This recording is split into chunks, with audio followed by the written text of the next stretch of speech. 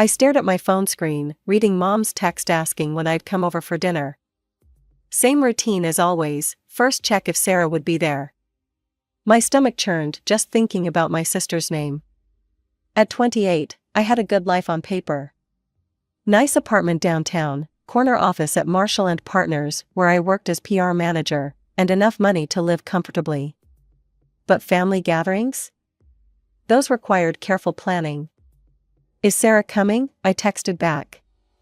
No, Candace, she's with friends tonight, Mom replied. Relief washed over me. I could go. It wasn't always this complicated, there was a time when we were just a normal family. Well, as normal as you can be when your dad dies and leaves behind 2 toddlers. I was 2, Sarah barely 1 when it happened. Tom, our stepfather, came into our lives when I was 3. He never tried to replace Dad, but he became our father in every way that mattered. Teaching me to ride a bike, threatening my first boyfriend, crying at my high school graduation, he was there for everything. Coming over at 7, I texted Mom back.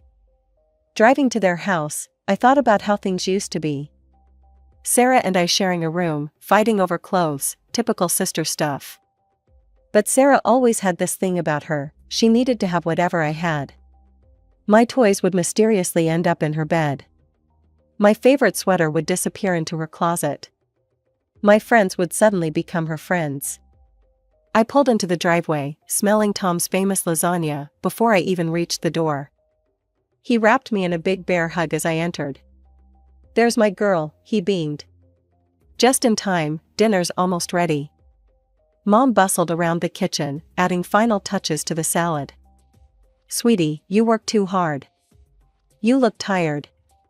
PR never sleeps, Mom, I laughed, helping her set the table. We chatted about work, about Tom's bowling league, about Mom's garden. Normal family stuff. But there was always this elephant in the room, the reason I had to check if Sarah would be there before visiting. 3 years ago, I had it all figured out. Jake and I had been together since senior year of college. He was perfect, kind, successful, funny. We were planning our wedding, had sent out invitations, picked the venue. 2 months before the big day, I stopped by his apartment to surprise him with lunch. I still remember the sound of my heels on his hardwood floor, the way the afternoon light filtered through his bedroom window. The sight of them together, my fiancé and my sister, tangled in his sheets. My wedding dress was hanging in my closet at home. The centerpieces were being assembled in Mom's garage. The screaming started immediately. Jake stammering excuses, Sarah just sitting there with this look on her face. Not even shame, something else. Satisfaction maybe? Actually, you should thank me, she said after Jake left the room. I showed you his true colors. He would have cheated after the wedding anyway. I canceled everything, the venue, the flowers, the dress. Sent back the gifts. Dealt with the pitying looks and awkward conversations. But the worst part? Sarah's attitude. Like she'd done me a favor. Like betraying me was some kind of twisted act of sisterly love.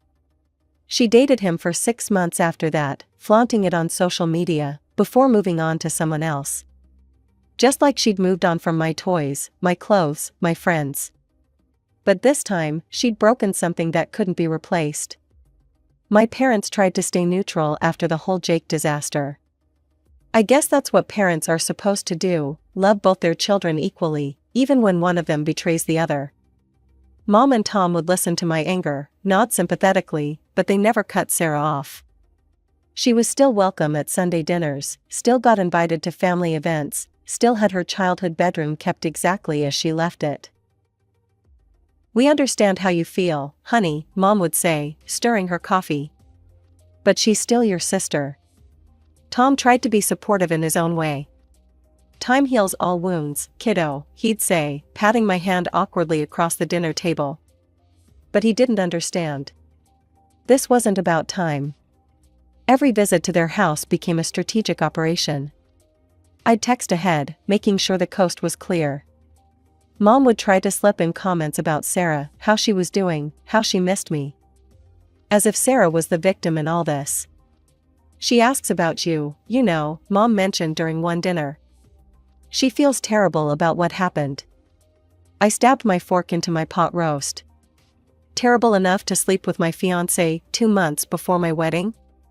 The silence that followed was deafening. Mom pushed her food around her plate, and Tom suddenly became very interested in his green beans. Then came that Tuesday evening. I arrived at their house to find Mom and Tom already at the dinner table, the mood unusually somber. Mom's eyes were red-rimmed, and Tom looked exhausted. "What's wrong?" I asked, hanging my coat by the door. Mom dabbed at her eyes with a napkin. "Sit down, honey. We need to talk about something." Tom reached across the table and took Mom's hand. He looked older somehow, more worn down than usual. "The doctor says I need to cut back on work," he said quietly. "My blood pressure's through the roof, and my heart." He trailed off, squeezing Mom's hand. Tom switching to part-time, Mom continued, her voice shaky. "We'll manage, but things are going to be tight for a while." I watched them both, these people who had given me everything, looking scared and vulnerable. Tom, who'd never asked me for anything, who'd raised me as his own, now couldn't meet my eyes. "How much do you need?" I asked without hesitation. Mom looked up, relief flooding her face. "Even $1,000 a month would help, just until we figure things out." "Done," I said immediately. "I'll set up a monthly transfer tomorrow." 4 months later, I was scrolling through my calendar when a date caught my eye. June 15th, Mom and Tom's 25th wedding anniversary was coming up. A quarter-century of love, commitment, and raising 2 girls who weren't even his. One of whom turned out to be, well, Sarah. The idea hit me during a client meeting, of all places. We were discussing a luxury resort campaign in Hawaii, and suddenly I could picture Mom and Tom there, enjoying the sunset, finally taking the vacation they'd never been able to afford when we were kids. I spent my lunch break researching hotels, comparing amenities, reading reviews. By the time I drove to their house for our weekly dinner, I could barely contain my excitement. "You two better sit down," I announced, bursting through their front door. Mom looked up from the stove, spatula frozen mid-flip. "What's wrong?" "Nothing's wrong," I grinned, pulling up the booking website on my phone. "But you might want to clear your schedules for the first 2 weeks of June." Tom settled into his chair at the kitchen table. "Why's that, kiddo?" "Because," I said, building the suspense, "you're going to Hawaii." The silence lasted exactly 2 seconds before Mom dropped her spatula. "What do you mean, Hawaii?" she whispered. I showed them the pictures on my phone, the luxury beachfront hotel, the infinity pool overlooking the ocean, the elegant restaurant with views of the sunset. "First-class tickets," I explained, scrolling through the itinerary. 2 weeks at the Royal Hawaiian. Ocean view suite with a private balcony. Couples massage package included. Consider it your 25th anniversary present. Mom's hands flew to her mouth, tears welling up in her eyes. "Oh, honey, we can't possibly." "You can, and you will," I insisted. "You've both worked so hard, taken care of everyone else for so long. It's time someone took care of you." Tom stood up and pulled me into one of his bear hugs. "This is too much, sweetheart." "Nothing's too much for the best parents in the world," I said, hugging him back. We spent the rest of dinner planning. I showed them the booking confirmations, the flight details, all the extras I'd added to make it special. Mom kept wiping her eyes, looking at the hotel pictures over and over. "I need to buy a new swimsuit," she declared, her voice full of excitement. "And maybe a beach hat. Oh, and sunscreen. Tom, we need to get you some proper beach clothes too." Tom just sat there grinning, occasionally shaking his head in disbelief. "I can't remember the last time we had a proper vacation," Mom said, reaching for her phone. "I need to request the time off first thing." "Me too," Tom added. "Though I'm sure they'll understand. 25 years is a big deal." I watched them plan and dream, their faces lit up like kids at Christmas. Mom was already talking about never leaving the water, about reading books on the beach, about walking hand in hand along the shore with Tom. I've already paid for everything, I explained, showing them the confirmation emails. All you need to do is pack and show up at the airport. Mom got up and hugged me again, her cheeks wet with happy tears. You're such a good daughter, Candace. We're so lucky to have you. The day before their departure, I was organizing my schedule to take them to the airport when Mom called. Hey, sweetie, she said, her voice slightly higher than usual. About tomorrow. Already planned it out, I replied, pulling up my calendar. I'll take an extended lunch break and drive you guys to the airport. Oh, no, Mom interrupted quickly. You don't need to do that. We'll just take a taxi. I frowned at my computer screen. Mom, it's no trouble, I want to see you off. Really, honey, we don't want you disrupting your workday. You know how busy you are with that new client campaign. Something felt off about her tone, but I couldn't place it. Are you sure? It's really no problem. We're sure, she cut in firmly, the taxi's already booked. I leaned back in my office chair, that nagging feeling growing stronger. Well, okay. If you're certain. Absolutely certain, Mom said, too quickly. Now, I need to go finish packing. After hanging up, I stared at my phone for a moment before dialing her number again. Sorry, just thought of something, I can stop by and water your plants while you're gone. Those roses of yours need daily attention in this heat. There was a pause, just a fraction too long. Oh, no need to worry about that. Mrs. Johnson next door already agreed to handle it. Mrs. Johnson, I repeated. The one who killed her own garden last summer?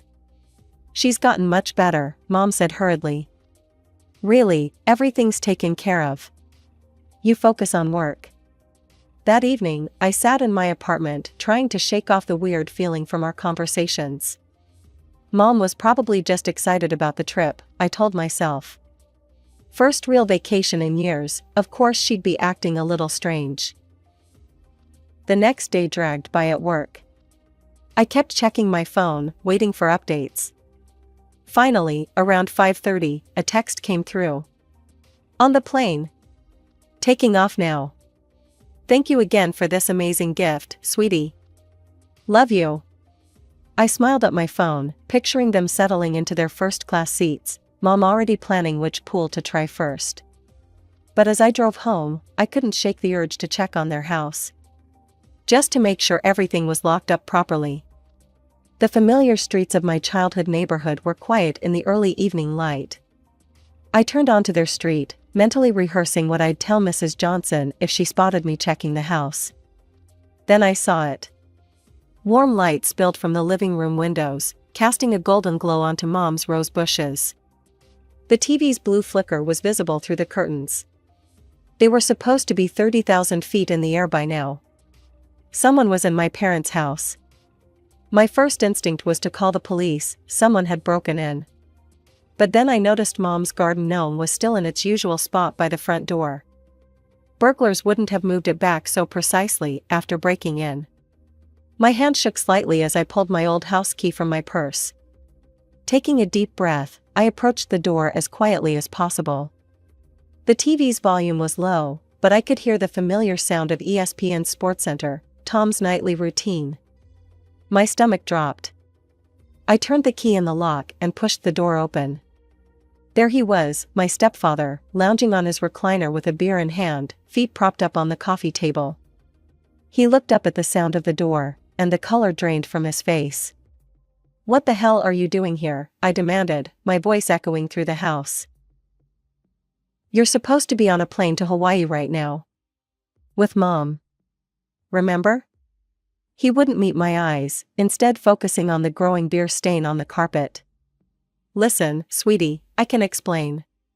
Where is Mom? Each word came out like ice. Tom's shoulders slumped. He looked smaller somehow, standing there in his old Rangers t-shirt and sweatpants. She went with Sarah. The room started spinning. What? Sarah's been having a rough time lately, he stammered. Financial problems, depression, your mother thought she needed this trip more than I did. The monthly money you've been sending has really helped her get back on her feet. Everything stopped. The TV's drone faded away. The room went still. What monthly money? His face told me everything before he even opened his mouth. The $1,000 I'd been sending each month. The money I thought was helping them through Tom's health issues. It had all been going to Sarah. Your mother thought, we thought. Tom's voice cracked. Sarah needed the help, and we knew you wouldn't want to. Stop, my voice was eerily calm now.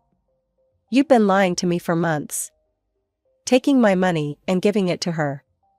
And now you've let her steal my anniversary gift too? Tom reached for me, but I backed away. The father who taught me to ride a bike, who threatened my first boyfriend, who walked me down the aisle at what should have been my wedding, he was a stranger now. Please, let me explain, he begged. Sarah's been going through such a hard time. I held up my hand. Save it, I don't want to hear about poor Sarah's problems. Not anymore. I got in my car and started the engine, my hands shaking so badly I could barely grip the steering wheel. As I backed out of the driveway, I caught one last glimpse of Tom standing in the doorway, looking lost and small in the porch light. The drive home was a blur. My mind kept replaying every dinner, every conversation, every time they'd asked about the monthly transfers. How long had they been planning this? How many other lies had they told me? I pulled into my apartment complex's parking lot, but I couldn't bring myself to get out of the car just yet. The magnitude of their betrayal was still sinking in. My mother. My stepfather. The two people I trusted most in the world. And Sarah, always Sarah. Taking and taking and taking. I sat at my kitchen counter, laptop open, hands steady, despite the rage burning inside me. A quick calculation, with the time difference, they should have landed in Hawaii by now. Probably heading to check in at the hotel I'd spent weeks researching, the one with the perfect ocean view I'd specifically requested for them. I dialed the hotel's number, drumming my fingers on the counter as I waited. Royal Hawaiian, how may I assist you today? A cheerful voice answered. Hi, I need to cancel a reservation immediately, my voice was surprisingly calm. It's under Candace Mitchell. Oh yes, I see the booking here. 2 weeks, Ocean View Suite. The receptionist paused. The guests haven't checked in yet. Is everything all right? No, it's not, I need to cancel it, right now. I understand there might be fees. Well, this is quite unusual. He sounded confused. But yes, I can process that cancellation for you. There will be a substantial penalty. I don't care about the penalty. Just cancel it. After handling the hotel, I logged into my airline account. 2 first-class return tickets, scheduled for 2 weeks from now. Cancel. Confirm. Done. Then, against my better judgment, I opened Instagram. I hadn't looked at Sarah's profile in years, I'd blocked her after the Jake incident. But now, I needed to see. I created a dummy account and found her page easily. It was exactly what I expected, only worse. There she was, posing in designer clothes I knew she couldn't afford. Standing outside expensive restaurants, champagne glass in hand. Every caption more smug than the last. Living my best life on someone else's dime. Why pay when others will do it for you? Another day of luxury, courtesy of my secret admirer. I scrolled until I found today's posts. The airport waiting lounge. Sarah and Mom, all smiles and vacation clothes, posed in front of the first-class check-in counter. My mother, who'd raised us to be honest, to work hard for what we wanted, beaming next to her younger daughter like this was all perfectly normal. Sarah's caption, off to Hawaii for the vacation I deserve. Someone special is making all my dreams come true. The comments rolled in. Oh my god girl, your new man must be loaded. Spill the tea. Who's the mystery sponsor? First class? You have to tell us who he is. Sarah's responses were just winking emojis and a lady never kisses and tells. She was mocking me. She knew exactly what she was doing, flaunting my money, my gift, my generosity. And Mom was right there with her, playing along with the charade. I closed my laptop and walked to the kitchen. My movements were mechanical as I made coffee, grind the beans, heat the water, pour it over the grounds. The familiar ritual helped steady my hands. Now all I had to do was wait. My phone started buzzing exactly 90 minutes after I'd canceled everything. Mom's name flashed on the screen. I watched it ring out. And again, and again. 10 calls. I counted them, sipping my now cold coffee, letting each one go to voicemail. On the 11th, I picked up. Candace, Mom's voice was frantic. Something's wrong. The hotel says our reservation was canceled. There must be some mistake. No mistake, I cut in, surprised by how steady my voice sounded. I canceled it. Silence. Then, what do you mean, you canceled it? I stopped by the house earlier. Funny thing, Tom was home, watching TV. Didn't look much like he was in Hawaii. Another pause. When Mom spoke again, her voice had shifted to that calm, reasonable tone she used when explaining things to difficult clients at her job. Honey, let me explain. Your father and I discussed it, and we decided Sarah needed this vacation more than he did. He volunteered to give up his spot. Like I'd been volunteering $1,000 every month, the words came out sharp as glass. She needed help, Mom's voice rose. She's been struggling, and we knew you wouldn't understand. You're right, I don't understand. I don't understand how my mother could lie to my face for months. I don't understand how you could take my anniversary gift and give it to the sister who slept with my fiancé. Oh, for heaven's sake, Mom exploded. Are you still holding on to that? It was 3 years ago. You need to grow up and get over it. My laugh was hollow. Get over it? Like you got over stealing my money? Well, guess what? I canceled your return tickets too. Hope you both saved some of that money you've been scamming from me. You what? Her voice shot up an octave. Candace Mitchell, you fix this right now. You're being childish and vindictive. Is this really how you want to behave? Stranding your mother and sister in Hawaii? You should have thought about that before you lied to me. Before you let Sarah mock me on social media with my own money. I hung up before she could respond. The messages started immediately. Please, sweetie, don't do this to us. We can talk about this when we get home. You're breaking my heart. Then the tone changed. You selfish, ungrateful child. After everything we've done for you. You're just jealous of your sister's happiness. You're dead to me if you don't fix this right now. I watched the messages pile up, each one more desperate or cruel than the last. The mother I thought I knew disappeared with each notification, replaced by someone I didn't recognize at all. Sarah's message came through an unknown number around midnight. You think you're so much better than everyone else, don't you? Well, guess what? You're just a jealous, bitter bitch who can't stand to see me happy. Mom's right about you. You're pathetic. Have fun sitting alone in your apartment while we enjoy Hawaii. I blocked her number without responding. Then I blocked Mom's. And Tom's. The TV droned in the background, some cooking show where everyone was kind to each other and problems could be solved in 30 minutes. Aunt Linda called me a week into their trip. They're staying at the Paradise Inn, she reported. It's not exactly the Royal Hawaiian. Your mother had to max out her credit card just for that. I didn't ask, I said, but she continued anyway. They flew back economy class. Sarah complained the whole time about the legroom.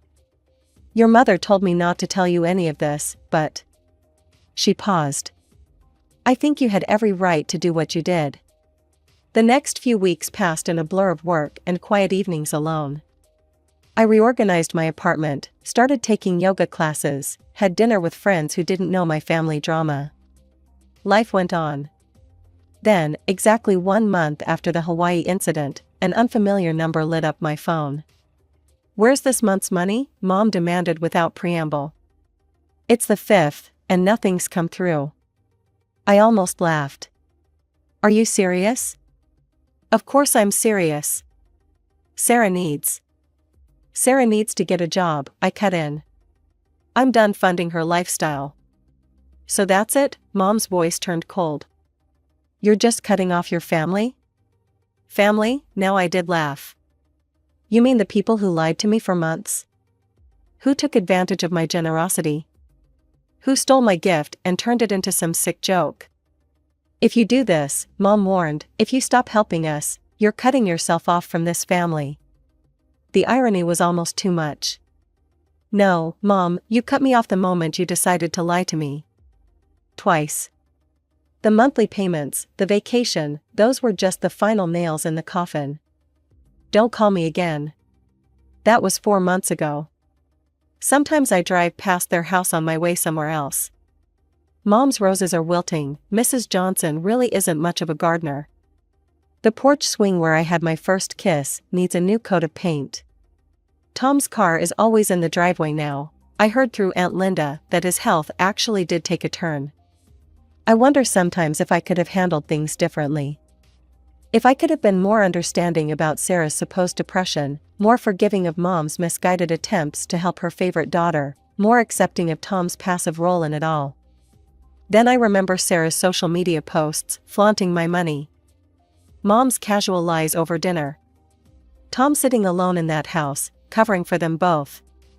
The years of Sarah taking, and everyone letting her. Some betrayals leave marks that don't fade. Some trust, once broken, can't be repaired. Some family ties, it turns out, are actually chains that need to be broken.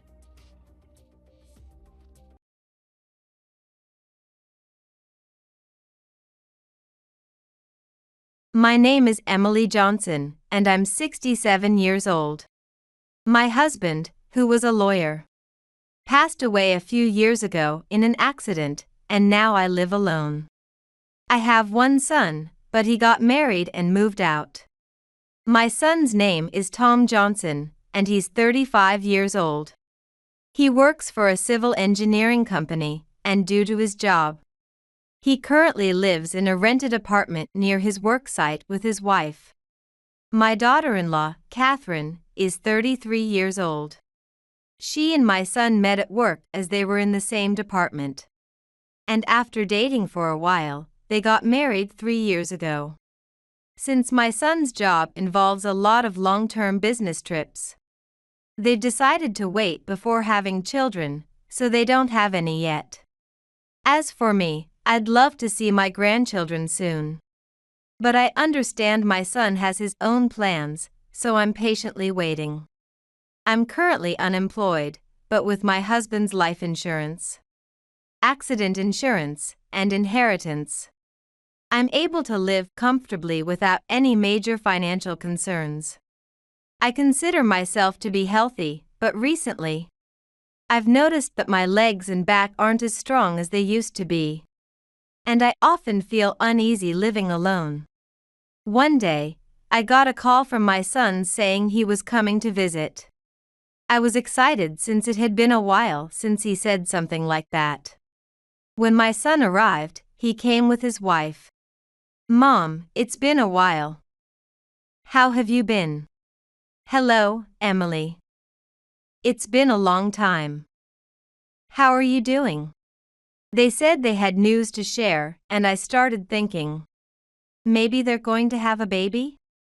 Well, the current project I'm working on is almost finished. And after that, I'll be transferred to the head office. Oh, really? So you're coming back here? Yeah, I'll be working in the office from now on, so I won't be working on site anymore. That's great. If you're working at the head office, it's in the city, right? Since you won't be on site anymore, why not buy a house around here? Actually, Catherine suggested something. We were thinking, why don't we all live together here in this house? Yes, since you're living alone now, and considering your age, it would be reassuring if we lived together. That way, if you ever need care, we'd be here to help. Is that so? I'm still quite healthy, you know.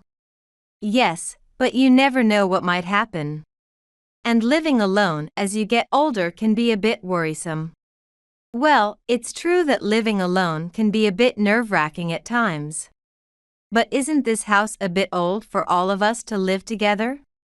This house was built by my late husband. It's a 30-year-old two-story house with 5 rooms and a large garden. On the first floor, there's a kitchen, bathroom, and toilet, along with 3 Japanese-style rooms and a living room. The second floor has a Western-style room that my husband used as a study, and another room that we used as a bedroom. If my son and his wife were to move in, they'd probably use the first floor while I stayed on the second floor. That's why we have a suggestion. Catherine leaned in excitedly. How about we renovate the house? Renovate the house?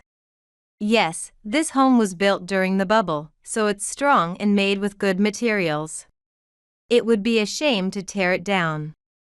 So we thought it would be great if we could renovate it and all live together. That's what we wanted to discuss. Catherine started to speak hesitantly. So, could we ask you to cover the renovation costs? I'm going to cover the renovation costs? Yes, before coming here, we got a rough estimate. We plan to turn the first floor into a barrier-free space. We'll modernize the kitchen and integrate it with the living room, making it an open-plan kitchen. We'll also renovate the bathroom and toilet with the latest amenities. On the second floor, we'll build a large balcony and turn it into a sunroom. We'll live on the second floor and create a room for you on the first floor since stairs can be tough. And it would be more convenient for you to have a bathroom close by. The total budget is around $120,000. Catherine said all this in one breath, clearly very enthusiastic about the plan. If you agree to this plan, we can live together, and I'll take care of you in the future. My son said, well, we've saved up a decent amount. But if we have kids in the future, there will be a lot of expenses. So we want to keep costs down as much as possible. What do you think? It's not a bad idea, right? Hold on a second. You've sprung this on me out of nowhere. I can't just say, sure, I'm on board, right away. Well, today we just wanted to bring it up, so please think about it.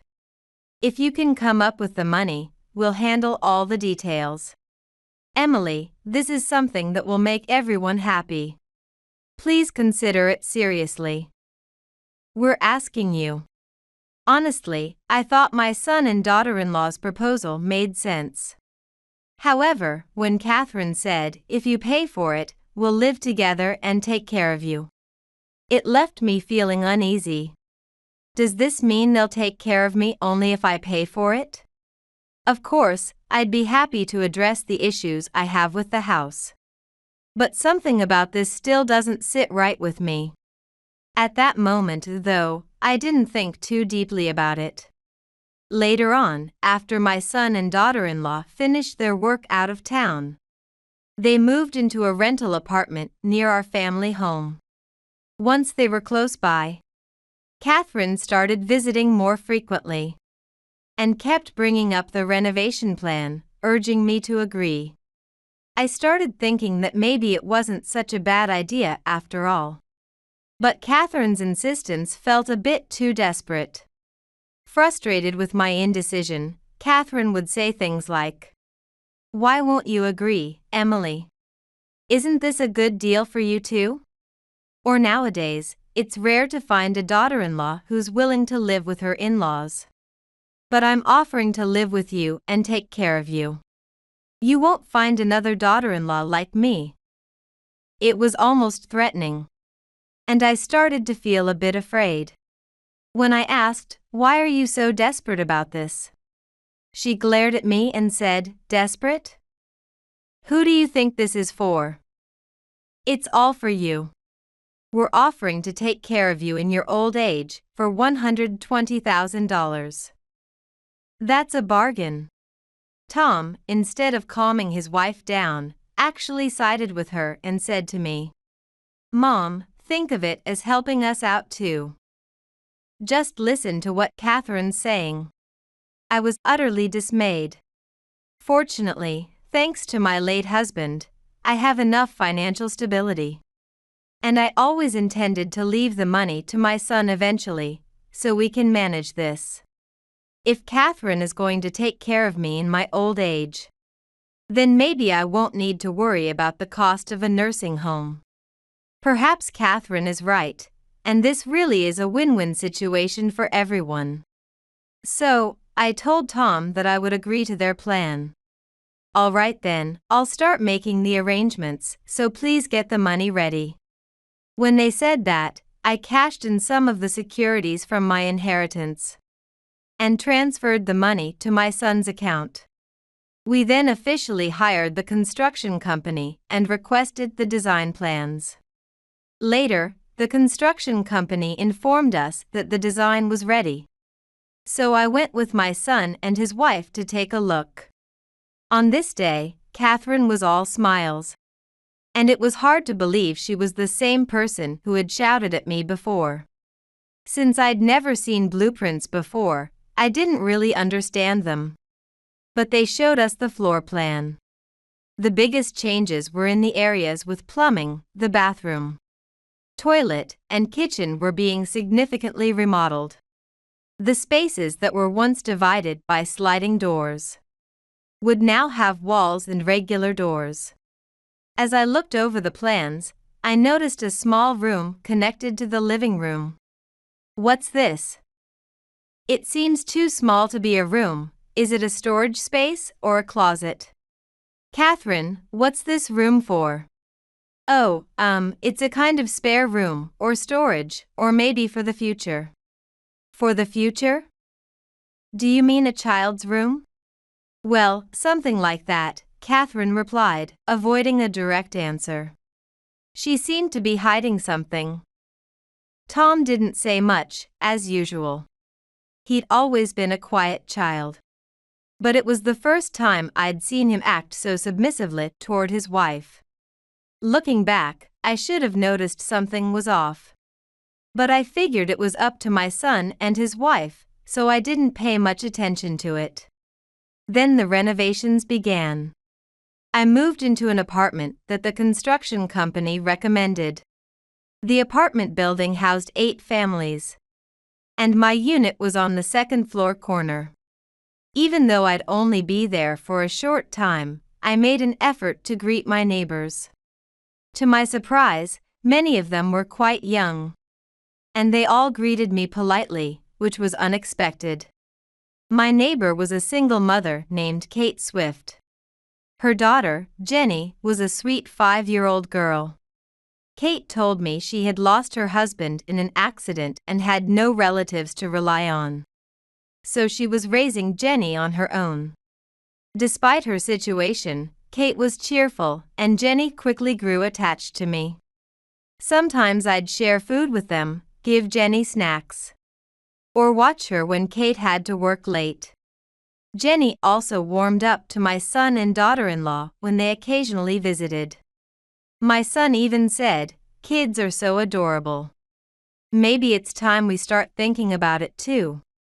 One day, Kate, who had the day off, invited me over for tea.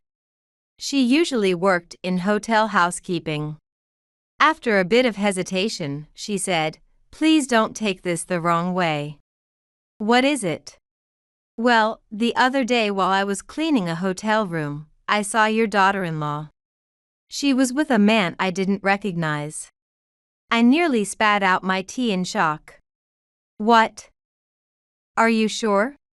"Yes, I've seen her face many times, so I'm certain. She was dressed quite stylishly, and the man was in a suit." "Please, if you can, could you find out more?" "Oh no, I'm just part-time, I can't go that far. Plus, it would be against the compliance rules." "Against the compliance rules?" It means following the rules or regulations. Basically, it's about ensuring that the company adheres to laws and internal policies. In this case, it means the hotel has a rule about not disclosing guests' privacy. Wow, things are strict these days. But more importantly, you need to address the issue with your daughter-in-law. That's right. I wasn't sure what to do, but I said, we need to gather evidence first. I have someone in mind who might be able to help. I'm sorry if I've caused any trouble. No, not at all. Thank you for telling me. I contacted a private investigator that my late husband had trusted and asked them to look into Catherine's behavior. I was also concerned about Tom's odd behavior, so I asked them to investigate that as well. Since Catherine was a housewife, she had a lot of free time while Tom was at work. I wanted to know what she was doing during those hours. I decided to wait for the investigation results. Meanwhile, the renovation of the house was progressing smoothly. Catherine often used excuses like checking on the renovation progress or buying snacks for the workers to go out more frequently. But when I asked the workers, they said Catherine hardly ever visited. She was probably using the renovation as an excuse to cover up her outings for the affair. Meanwhile, the private investigator's investigation was progressing steadily. It turns out Catherine's affair partner was a high school classmate, her ex-boyfriend, whom she reconnected with at last year's reunion. They had gathered plenty of evidence, including photos and audio recordings. So the case was well documented. When my son and his wife came over one day, I thought I'd ask a few questions. By the way, Tom, it's been 20 years since you graduated middle school this year. Isn't there a reunion coming up? Is that right? Wasn't it the high school reunion? Suddenly, there was a loud crack, and Catherine was holding her shin, looking like she was in pain. What's wrong, Catherine? Are you okay? Oh, I just got distracted and bumped into the table leg. Oh dear, be careful. So, about the reunion, was it the high school one after all? Yeah, it was. I'm the organizer, so I'm sure of it. Oh, I see. If it had been the middle school reunion, you might have run into your old girlfriend, huh? There was another loud thud. Oh dear, again, Catherine? What happened this time? Ouch. I'm sorry, I hit my head this time. Maybe I'm just naturally clumsy. Mom, you're saying weird things. My ex-girlfriend is a mother of 2 kids now. Why are you still bringing that up? Oh, is that so? Sorry about that. Catherine seemed to react strongly every time the word reunion was mentioned. Observing her behavior, it was clear she was hiding something. Eventually, the renovation work was completed. The exterior of the house had been redone, with the walls replaced and the roof changed from tiles to shingles. At a glance, it looked like a brand new house. The front door was changed from a heavy sliding door to a light one. Inside the house, there was no trace of its former appearance. The bathroom was larger and more modern, and the biggest change was the kitchen. It now had an IH stove and a dishwasher. Catherine was thrilled with the results. I assumed that the remaining room on the first floor would be my room. The scent of the new room was comforting. Next, we started moving in the items we had stored in a warehouse. I also began packing up my apartment in preparation for the move. I said goodbye to my neighbors, Kate and Jenny. Jenny cried, but when I told her she could visit me with her mom, she managed a small smile. Then, on Sunday, before the movers arrived, we cleaned each room and discussed where to place the furniture and appliances. Tom and Catherine were only concerned with their own things, completely ignoring mine. Feeling utterly overlooked, I finally raised my voice. Hey! Where am I supposed to put my things? Finally noticing me, they both came over. Oh, Emily, this isn't your room, Catherine said. What? But I thought I was going to live on the first floor. Am I getting a room upstairs? I prefer this little room. What are you talking about? You're not getting any room. The room we prepared for you is over there. Catherine pointed toward the mysterious small room. What?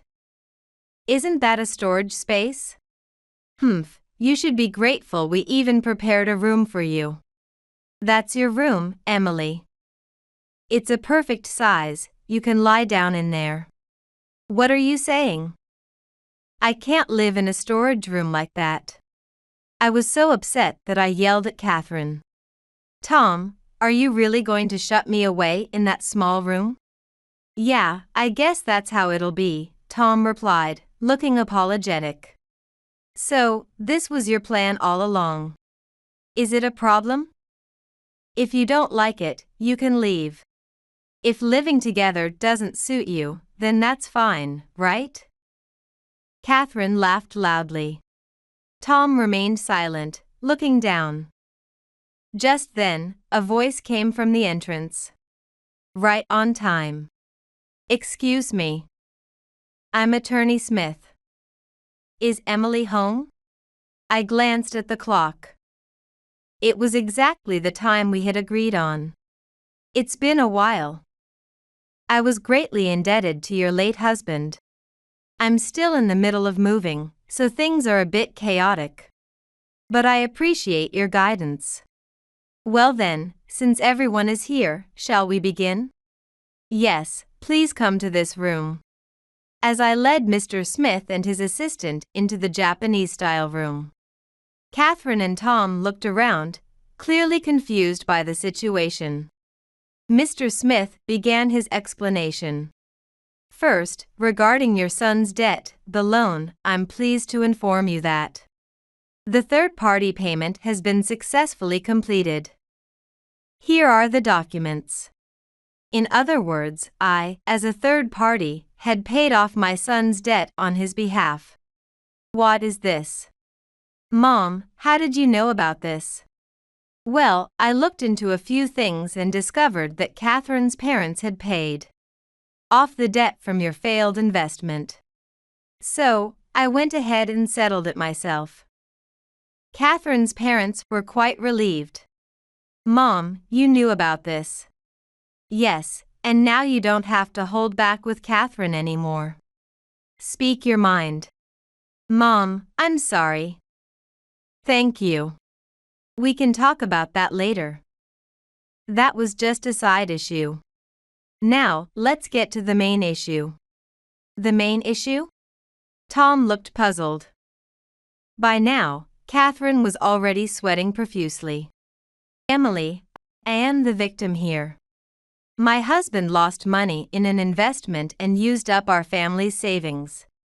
So my parents had to cover the debt. She began defending herself before anything had been said. And that's how you've been controlling Tom, right? Sure, my son is at fault, but what you've been doing is much worse, isn't it? What do you mean?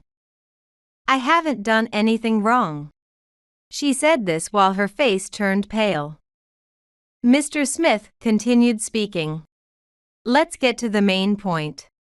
Catherine, you've been engaging in an affair with your ex-boyfriend from high school. In plain terms, you've been cheating. What? Tom looked shocked and stared at Catherine. No, it wasn't serious, just a fling. The only person I love is my husband, truly. Well, we're just presenting the objective facts. Even if you say you love your husband, that doesn't change the reality of the situation. We're simply reporting the findings of our investigation. With that, Mr. Smith presented several photographs and played audio from a recorder. My husband is just an ATM. I'm only using him until I can be with you. I wondered where they recorded this. Their investigating skills are impressive. And that was just the beginning of the recordings. I tricked that fool and his parents into renovating their house.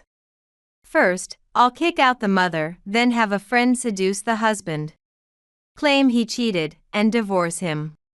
That way, I'll get alimony and take the house as compensation for my parents' debt. Then, I'll marry you. I'm so clever, aren't I? You're still as wicked as ever. I heard you'd changed a lot. I'm just that crazy about you. I want us to be together soon. There was more, but this was more than enough.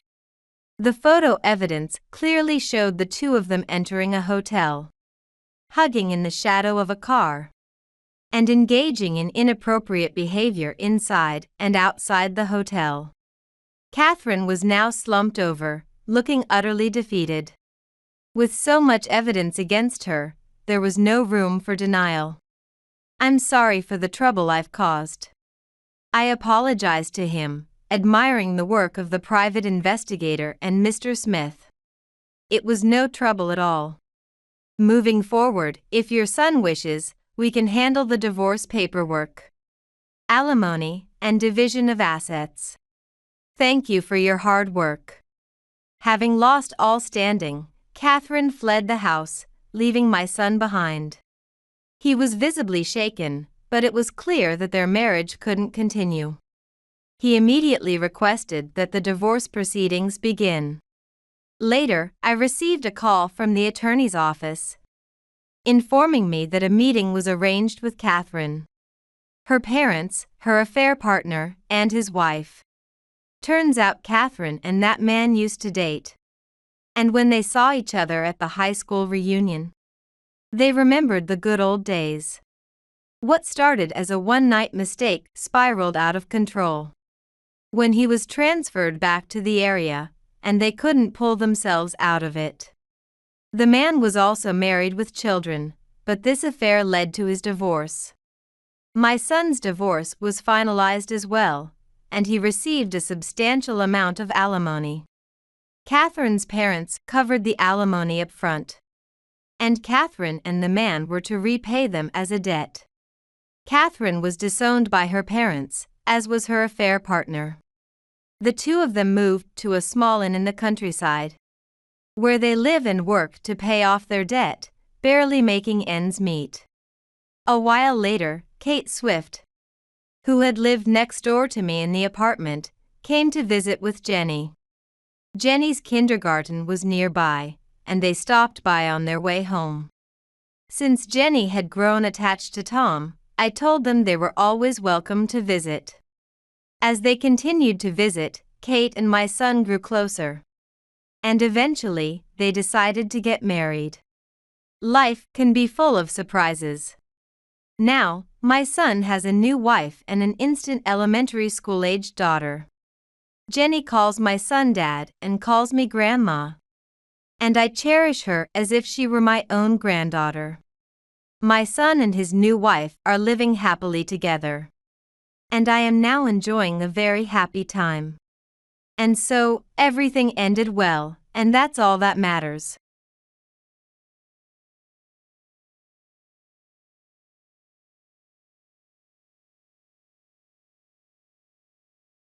Well, thanks for your long service as a housekeeper. We don't need a caregiver anymore, so we're getting a divorce today. I had been caring for my father-in-law for 15 years, stepping in for my husband and mother-in-law. Just after my father-in-law passed away suddenly, my husband, who rarely came home, appeared with his mistress. Despite the recent conclusion of the funeral, he told me in a joking tone with a smirk on his face and then thrust a divorce paper at me. Thanks for everything, old hag. I'll be expecting the compensation. Laughing derisively, the mistress standing behind my husband also looked down on me. Yes, after all my dedication over 15 years, this is your true face. I smirked inwardly as I stared intently at my husband's face. And muttered expressionlessly, "Yes, gladly." Annoyed by my attitude, Tony spat out, "What's with that attitude, Hillary?" My husband, no, this man didn't understand the situation at all. He had no idea how miserable his circumstances were going to be. My name is Hillary Irving, a 43-year-old housewife. I have been married to Tony, a company employee, for 15 years.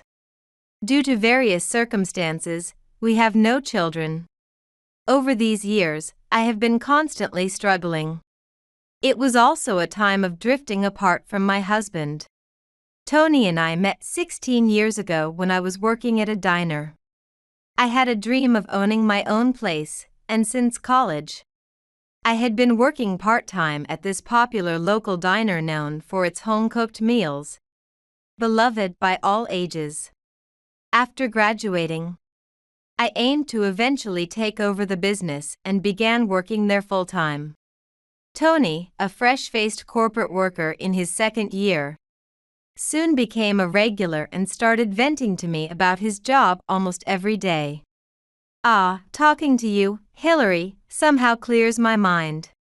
That's great, eat lots and do your best tomorrow. Thank you, Hillary. I initially saw Tony, 5 years younger, as a cute younger brother. As we talked more, our relationship grew closer, and about a year after we met, Tony seriously confessed his feelings. "I think I can build a warm home with you, Hillary. Please, will you marry me?" His earnest words were unlike any before, and I was unexpectedly swept off my feet. "May I think about it?" Even as I said that, my mind was half made up. Building a warm home was as important a dream to me as owning my diner. Eventually, we agreed I would continue working even after marrying. And we started our new life together. However, the dream of a happy married life with Tony was soon confronted with harsh reality. Right after the wedding, Tony announced that we would be living with his parents. His father had suffered a stroke a few years back and become bedridden, and his mother, with poor mobility, struggled with caregiving alone. Not having met them before our marriage, I was only told about this after the fact. I hesitated to live together, but Tony acted as if it was decided, leaving no room for my input, and pushed his parents' care onto me. Family should take care of family. How could I be so heartless as to send Dad to a facility or rely on strangers? But it's hard for just your mother and me to care for your father. We should at least use day services. Who's got money for that? My mom managed all this time. Now you're here, you can handle it. You're part of this family now, so stop complaining and take care of Dad and Mom. He coldly dismissed me, and from then on, Tony never listened to my objections. Half a year later, the naive and kind Tony I knew was nowhere to be found. In hindsight, from the beginning of our marriage, he had decided to treat me more like a housekeeper than a wife. But by the time I realized this, it was too late. Still, the only reason I could endure this marriage was thanks to my in-laws. From the start of our cohabitation, they were incredibly kind to me. Before becoming bedridden, my father-in-law had been a dignified executive at a major company, and continued to be a man of character, always considerate of his wife and me who cared for him. I'm truly sorry to burden a young person like you, Hillary. I've told Tony many times to put me in a facility, but he won't listen. While immobile, he earnestly apologized. If only I could move more, I could make things a bit easier for you. With these kind words, my mother-in-law often dabbed at her eyes. The way they treated me sometimes reminded me of my own parents, who I lost to a car accident when I was in middle school. After their death, I bounced around relatives, living a lonely life. Wanting to create a place for myself, I pursued a dream of owning a diner. Studying business management in college with the help of student loans. Eating brought back memories of the precious days spent with my parents. My mother's delicious home-cooked meals still lived in my memory, always bringing me happiness. That's why I wanted to recreate my mother's flavors in my own diner. My parents always smiled kindly at me in my memories. The nostalgic image of my parents and the compassionate presence of my in-laws overlapped, making me feel as if they were my real parents. Tony must have his reasons. But I would prefer to stay by your side, Dad and Mom, for as long as possible. As I said this, my in-laws again cried and thanked me. Building a warm home with Tony might be difficult, but cherishing my in-laws could compensate for that. With this in mind, I gave up on my dream of the diner, quit my job, and dedicated myself to home life. 15 years passed. Life wasn't easy. Within a year of our marriage, Tony rarely came home, leaving mostly just the three of us, my in-laws and me. Tony restricted my activities and gave me only the bare minimum for living expenses.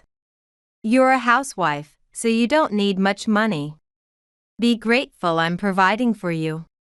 Each time, he spitefully tossed me a small amount of money. Of course, what Tony gave was not enough to live on. So I dipped into my savings from before I was married. Hillary, this is for you. One day, after years of such a life, my mother-in-law quietly handed me a substantial amount of money. Mom, I can't accept this.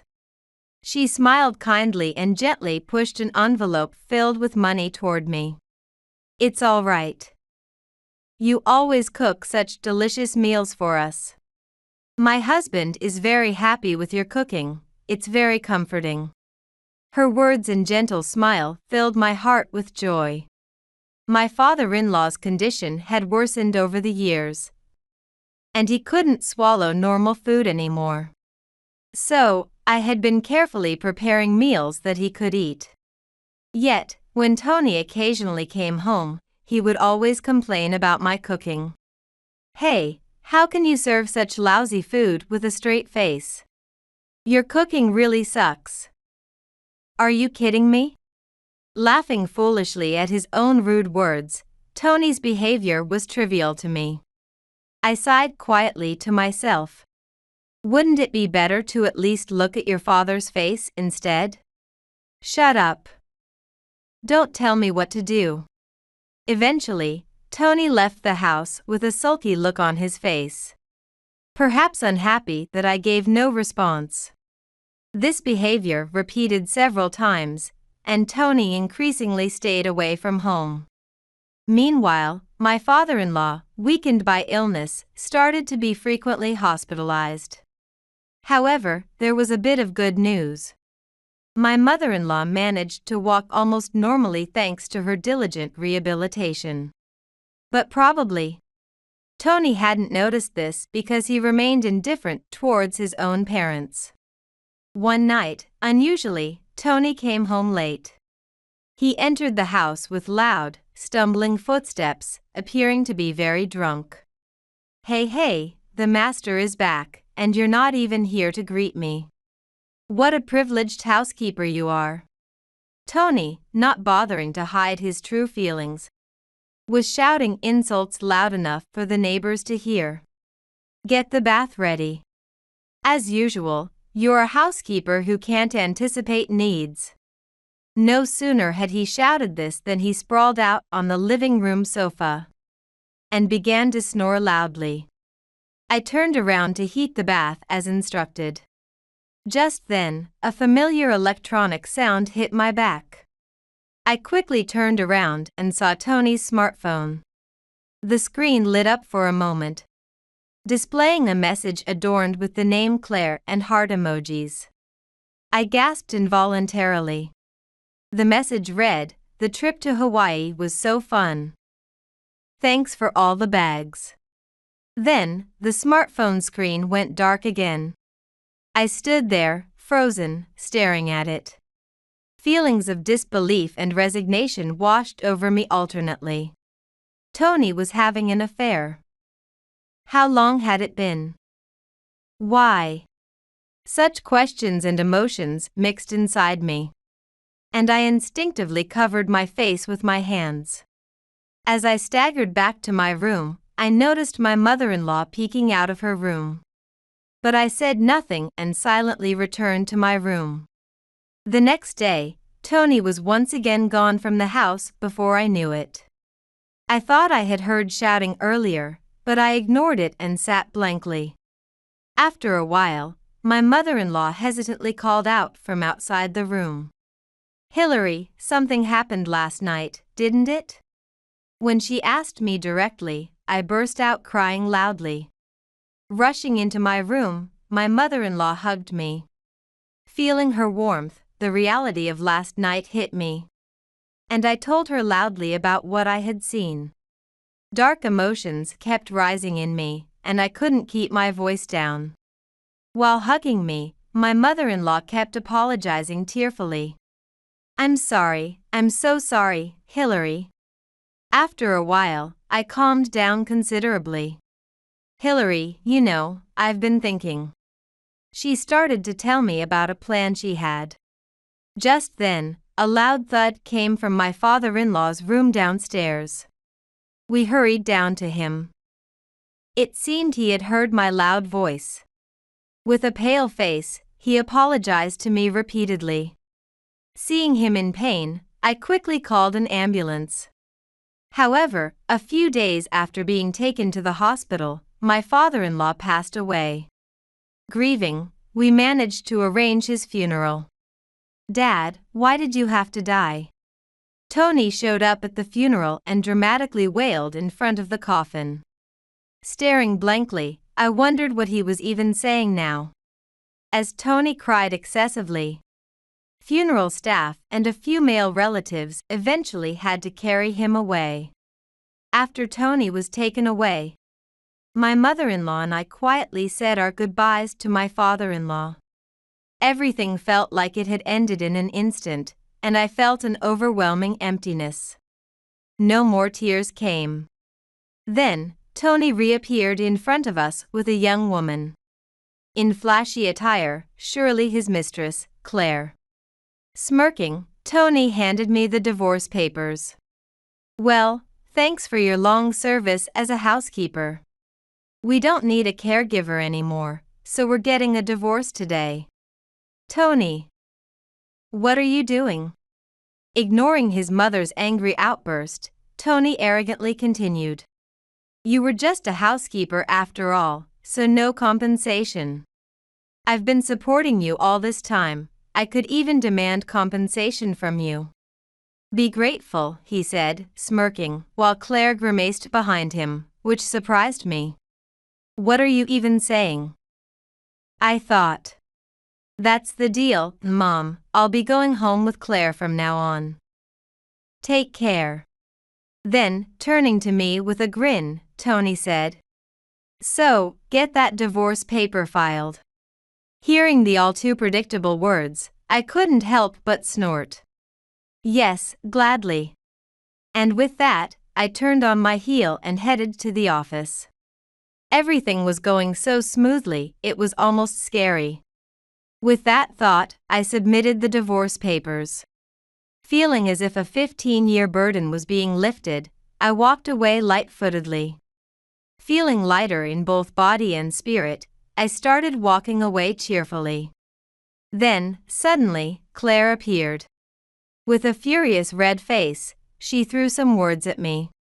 I laughed silently at the thoughtless mistress in front of me, and executed another plan I had prepared. A week later, I visited my in-laws' house with someone. As I had informed them by phone beforehand, my mother-in-law smoothly opened the door. We headed straight to the living room, where Tony, seeing me, exclaimed in surprise, "Hey, why are you here?" "Because I invited her here," my mother-in-law said sharply. First, about father's estate. As my mother-in-law spoke, Tony leaned forward eagerly. Before he could speak, the man seated next to me placed a stack of documents on the table and solemnly announced, "Father had entrusted us with his will during his lifetime." "This is who I am," the man said, offering Tony a business card. "A lawyer." "Yes," the lawyer nodded, unfolding a document. "This is the will left by your father." It stated that the property was to be divided equally. Then my mother-in-law pulled out a passbook, opened it to the last page, and placed it on the table. "This is the only property left by your father." The balance showed just a few dollars. Tony, seeing this, was shocked. "What is this?" He grabbed the passbook and examined it from end to end. "Your father needed care for 15 years. There's no way any savings would have remained." At his mother-in-law's words, Tony's shoulders slumped dejectedly. I then pressed him further. "Next, about my compensation." Hearing the word compensation, Tony suddenly looked up, his eyes bloodshot and breathing heavily. "You said you didn't need compensation, right?" "I never agreed to that." "Where's the proof?" Tony, at a loss for words, watched as I took out my smartphone. I opened an app and played a recording. "Compensation is indeed necessary." Claire's voice could be heard saying. Indeed, when I had gone to file the divorce papers, Claire had spoken to me like that. I turned to the lawyer next to me. "Will this serve as evidence?" As for evidence, during the marriage, the husband had an inappropriate relationship with another woman. So the wife fully has the right to demand compensation. The lawyer responded seriously with a slight frown. At this, Claire raised her voice in surprise. But, at that time, Tony said he could claim compensation because he supported her. At this, the lawyer let out a large sigh and stared directly at Claire, stating firmly, "Support during the marriage is the husband's duty. Neglecting this can indeed be grounds for divorce, and can lead to compensation obligations." Furthermore, the lawyer paused, taking a deep breath, and looked sharply at Claire again. "As a mistress, you too could be liable for compensation claims by the wife. In essence, both Tony and Claire must pay compensation to Hillary." Caught off guard by the lawyer's businesslike tone, Claire was momentarily speechless. However, regaining her composure, she turned to Tony and snapped, "Tony, you liar. You said we'd get a lot of money." "I didn't know either." While we all sighed deeply, thinking how could he not know? "In any case, we will be proceeding with the compensation claim. Please arrange for the payment promptly." Clearing his throat, the lawyer addressed them in a slightly pressured tone. Thanks to that, I managed to receive a somewhat generous compensation. 3 months after divorcing Tony, I was busy living alone in a town slightly removed from my in-laws. There were many things to prepare, and my days were hectic. One day, out of the blue, Tony called. "Hey, help me out. Something terrible has happened." It seemed that the last strategy we had set up was finally taking effect. Smiling inwardly, I asked my ex-husband in a solemn tone, "What happened? Is something wrong?" "It's my mom, she's acting strange." "Understood. I'll head to your mother's house right away." When I arrived at my in-laws' house after a long time, it was in a terrible state. The kitchen and dining room were particularly bad, with unwashed dishes left for days and garbage strewn about, emitting a foul odor. My mother-in-law was sitting dazed in her room, muttering something under her breath. The appalling condition made me bite my lip hard. Seeing my solemn expression, Tony frowned deeply and murmured weakly, After you left, Mom's condition got worse. She started to act violently and didn't recognize me anymore. When I took her to the hospital, they said it might be dementia. Hearing this, I frowned even more. Tony must have initially tried to care for his mother himself, probably pushing most of the responsibility onto Claire, just as he had dumped his father's caregiving on me. Then Claire said she couldn't handle the caregiving and suggested putting her in a facility. Tony apparently has started to look for a facility without opposing Claire. Mom used to say she saved a lot of money, so when I looked for her bank book, I found lots of stock certificates instead. And when I finally found the bank book, there was almost nothing left. Tony said, ruffling his hair and spitting out the words. Damn, this wasn't supposed to happen. Claire ran off with my bank book as soon as she found out there was no money left. Listening to Tony, I sighed deeply. He really was a despicable man through and through. Breaking up with him was definitely the right decision. How Tony interpreted my sigh, I wasn't sure, but he looked at me pleadingly. Please, Hillary. Help me out. I closed my eyes, blocking out any more of Tony's sight. I didn't want to see his face for another second. I quickly finished what I had to do and prepared to take my mother-in-law from there. I'll take care of your mother. Tony, seizing on my words, shouted, Really? I cut him off sharply. But on one condition. You must never show your face to us again. Agreed? I glared at Tony with all my might. Perhaps overwhelmed by my intensity, Tony stumbled back a bit. A takeaway box crunched under his feet. Shortly after, I left the house with my mother-in-law, who quietly walked beside me. Her steps surprisingly firm. I squeezed her hand tightly. That was some acting. Mom too. We both chuckled quietly. Yes, this had all been a plan orchestrated by my mother-in-law. Of course, she hadn't developed dementia nor had she squandered her assets on stocks. It was all an act to escape from Tony. The state of the house, however, had been quite terrible. Wasn't that a bit too much? Then she replied with a refined smile. It was a good lesson for Tony. He got what he deserved. On the night Tony's affair was exposed, my mother-in-law, while hugging me, had firmly said she would sever ties with Tony. She then suggested that we formalize our relationship through adoption. And from then, she informed me of this plan. Believing in the success of her strategy, I had been preparing and waiting. Now, we would live peacefully, just the two of us. 3 years have passed since then. I heard through the grapevine that Tony and Claire had eventually split up. A chain is only as strong as its weakest link, they say. Well, it was an inevitable outcome. With financial support from my mother-in-law, I started a diner. It is now thriving, and every day is bustling with activity. Recently, Tony showed up at my diner, looking much older than his years, despite being 5 years younger than me. Hey, it seems you're doing pretty well.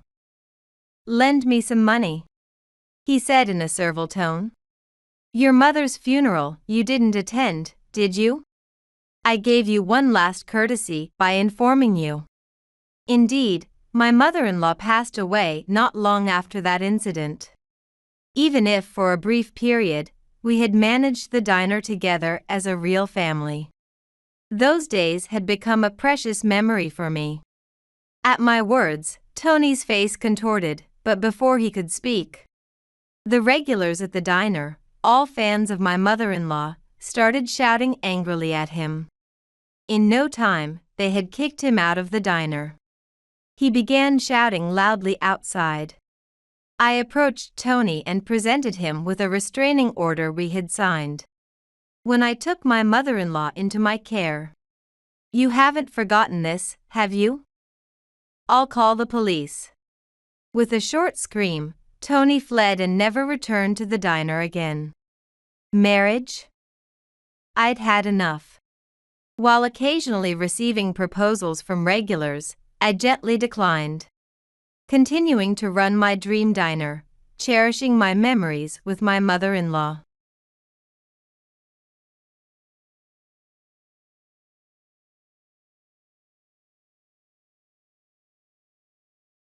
On a sunny spring day, I had an unexpected reunion. It was with my ex-husband, Ryan Baker, who had left me 20 years ago when I was ill, to marry a company president's mistress. He bragged to me, laughing heartily, "My daughter is not only beautiful like her mother, but she's also become a medical student. Isn't that amazing? It must be too enviable a story for an old maid like you, huh?" So, I told him. "Oh, what a coincidence. My 20-year-old son is also in medical school. And I was wondering, what do you mean by that?" Hearing this, my ex-husband screamed in a frenzy.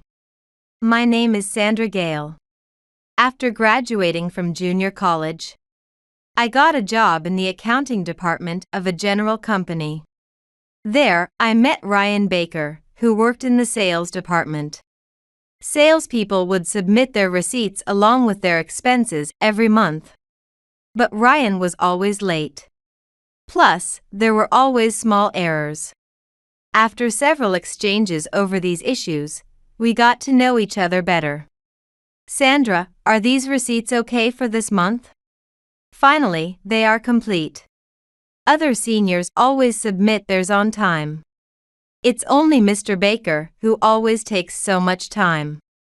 "Well, because when I'm late, I get to talk to you." "What? If you don't mind, let me treat you to dinner. I'm always causing you trouble."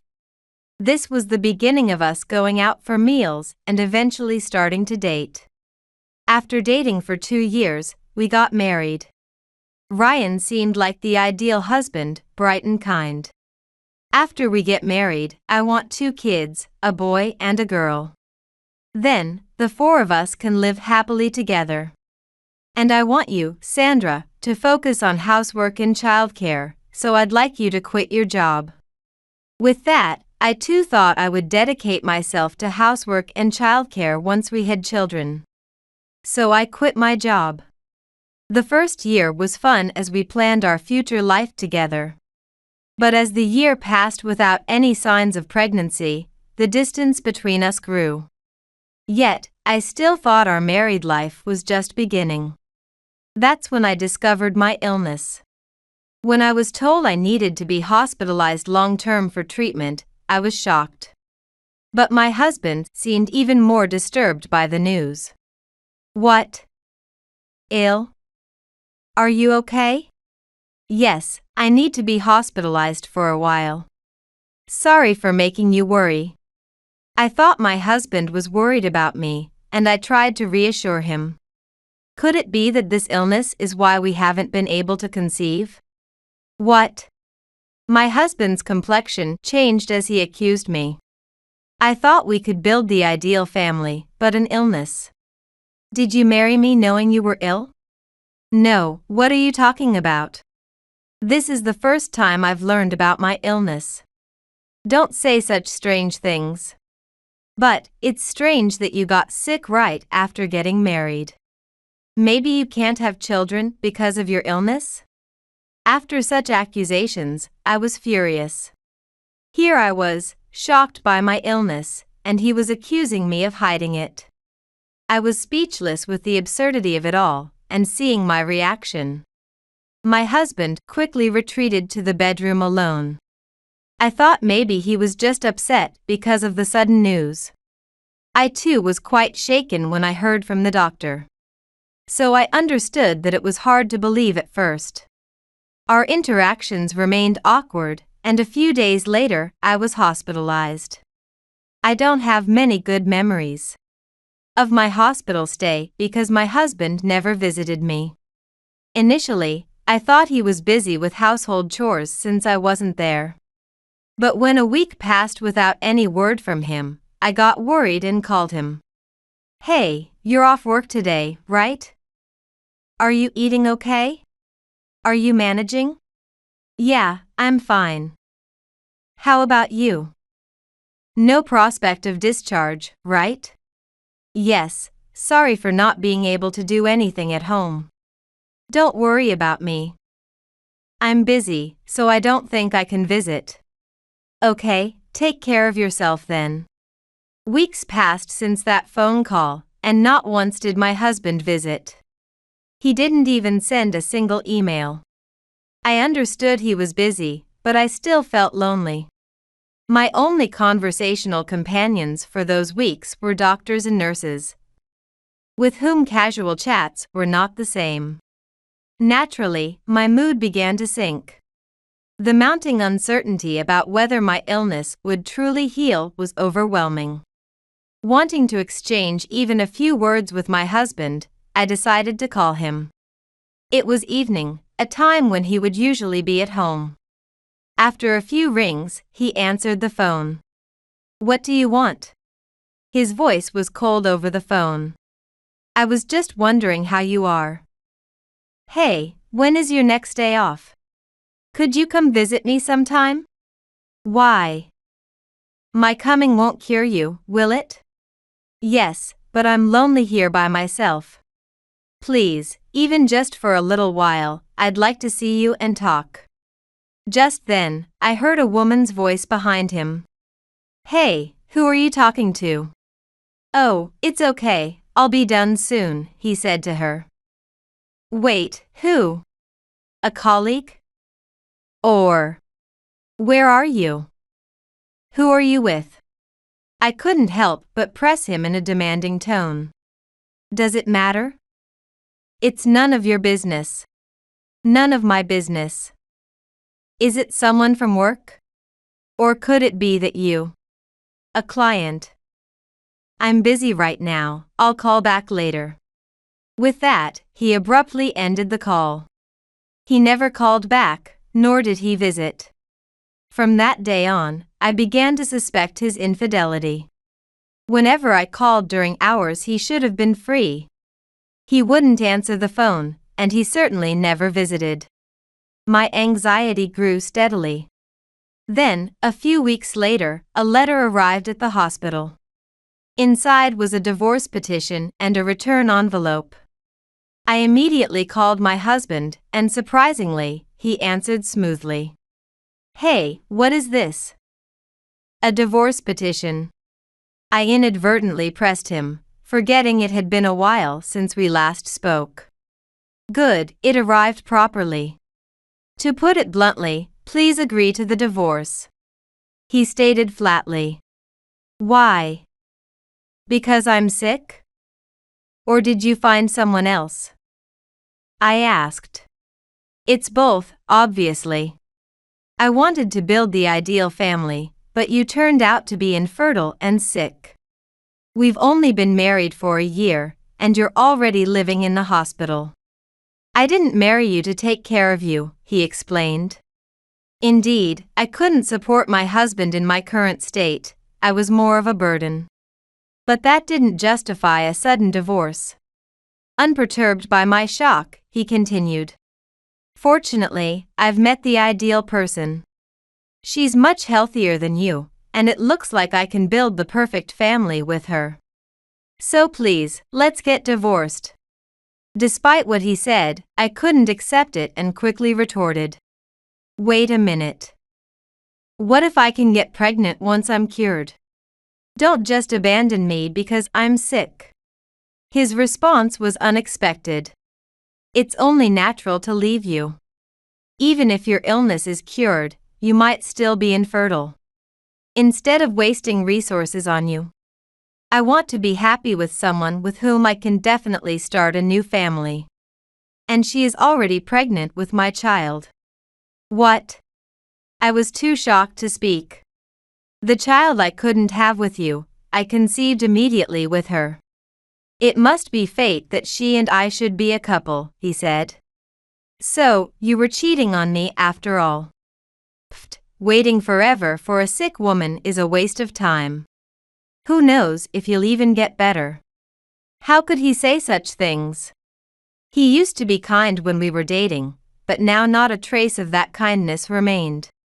He went on. Moreover, she is the daughter of a company president. She might not take over as president since she's the second daughter. But she can become an executive. So not only am I gaining a family, but I also have no worries about our future life. Isn't that great?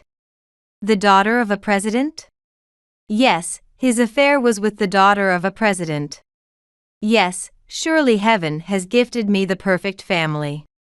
What was he talking about? Speaking as if heaven had granted him a present. Yet his sincerity was lacking from the moment he chose to cheat. Could such a person truly receive a gift from heaven?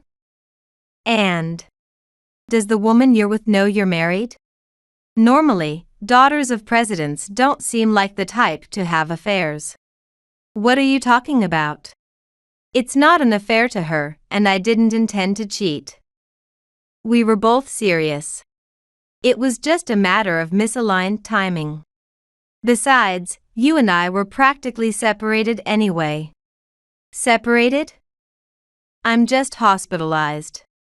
But as a couple, we're finished, aren't we? You can't have children, you can't manage anything at home. You're just living comfortably in the hospital. Can someone like that even be called a wife? That's harsh. Consider yourself lucky I'm letting you off with a free divorce. I should be asking for compensation for ruining my life. Ruining your life? You don't have to put it like that. What are you talking about? If I hadn't met you, I wouldn't have had such a meaningless marriage. And I wouldn't have a mark on my family register. Just write the divorce papers properly. Then I'll file them. Faced with his words, I couldn't respond. Indeed, I had become sick soon after our marriage. Instead of supporting my husband, perhaps I had been a burden. And his affair already had a child, the child he had always wanted. Maybe I was just a nuisance to them. Thinking this over, it seemed best to agree to the divorce, and I said, okay. I never expected such a thing when we married. I thought I was building a happy family with the person I loved. How wrong I was, to be discarded so easily just because I got sick. In retrospect, I could have demanded compensation, but at that time, being worn down by a lengthy hospital stay, I agreed to the divorce too readily. Afterward, I was so shocked that I couldn't even eat. Was this how my life was going to end? Just then, I was saved by someone. 20 years later, in a villa in Long Island, I had an unexpected reunion. Who do I see here? Long time no see. The person greeting me was Ryan Baker, my ex-husband, who had left me 20 years earlier to have a child with his mistress. Oh, Mr. Baker? Long time no see. You look well. I thought you might have died out there, but here you are, alive. He said with a smirk. Such a terrible thing to say. Unfortunately for you, I'm still kicking. And these are your wife and daughter? Yes. Aren't they beautiful? My wife is a president's daughter, and my daughter is a beauty like her mother. Plus, she's a medical student. Impressive, right? Ryan boasted about his beautiful daughter beside him, who indeed had big eyes, a high nose, and a well-proportioned face. Looking very much like her mother next to him. Well, good for you.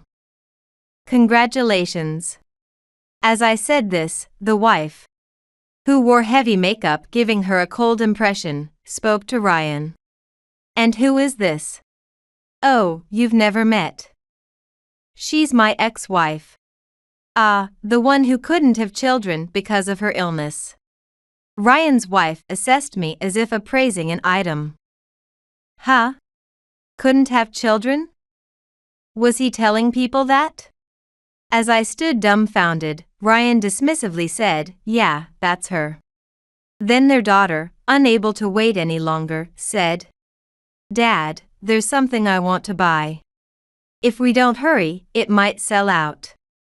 "All right, I'll buy it for you. Go ahead to the store." "Okay. Mom, let's go together." Having said that, the daughter and wife quickly walked away. Watching the daughter's back, my ex-husband smirked and said, "How about that? Envious, aren't you? She's always nagging me to go shopping."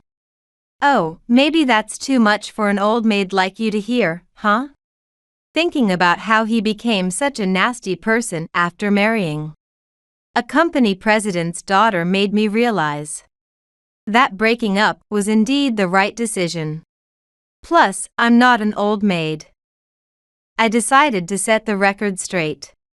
Really, children are wonderful, aren't they? They have their rebellious phases, but you still find them adorable, I said. What? What makes you think you understand? Are you delusional? At your age, you couldn't possibly have kids anymore, you were infertile to begin with. My ex-husband replied, bursting into laughter. His misunderstanding made me laugh. What are you talking about? You still think I'm infertile? Actually, I remarried, and I have 3 children. My eldest is already 20 years old, and coincidentally, he's also in medical school. They might even be at the same university. What? You have kids?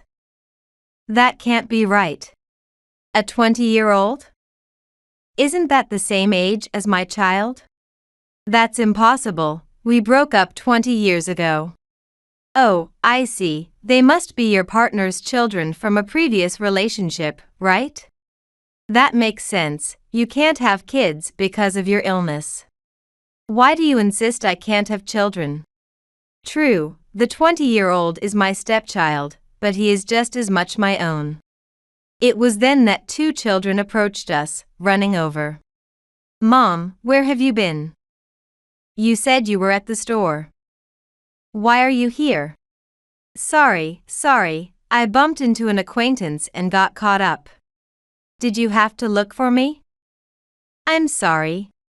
Watching me talk to the children, my ex-husband asked, Wait, your children? You said one was 20, didn't you? These kids look young. How old are they? I said my eldest child is 20. These 2 are 14 and 12. I told you, I have 3 children. The eldest isn't at an age to go shopping with us anymore. Hearing this, my ex-husband scoffed. 3 stepchildren, and you're playing mom all of a sudden? Just then, a man approached. It was Ethan, my current husband. Ah, there you are.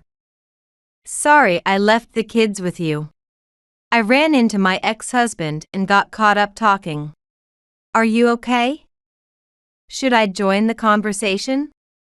Ethan, sensing the situation, offered to join, but I said, it's okay, thank you. I'll talk a bit longer. You go back to the villa with the kids. Ethan knows all about how my ex-husband left me. He was probably worried, but I am no longer the weak person I was 20 years ago.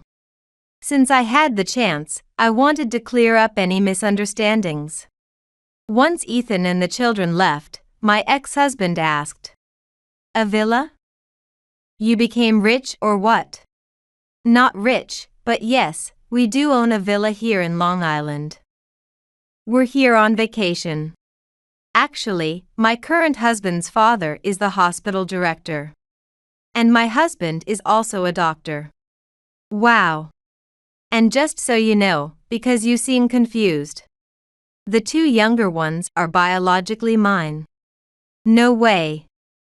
You were sick, there's no way you could have kids. You're mistaken. I was never infertile. Indeed, I was sick 20 years ago, but that was not the reason I couldn't get pregnant. abandoned by my ex-husband, who blamed me for not being able to conceive and then discarded me when I fell ill. I was despondent. At that time, Ethan, who was my attending physician, supported me. Not only was he a competent doctor, but he was also kind and helped me face my treatment. Thanks to him, I was discharged from the hospital.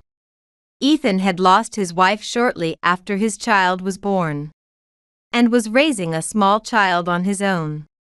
At first, the child did not warm up to me, but over time, as we got married and built a life together, we formed a trusting relationship. Later, I gave birth to 2 more children, making us a family of 5 with 3 children. Facing my bewildered ex-husband, I continued.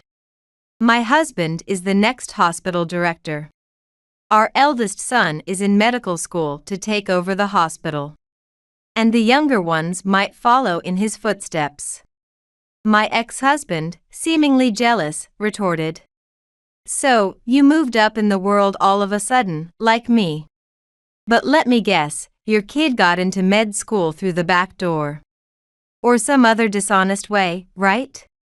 My daughter earned her spot with a tutor. What are you talking about? We don't do things like that. Our son is so talented he gave a speech at the entrance ceremony. He's at T University's medical school. Is your daughter at the same one?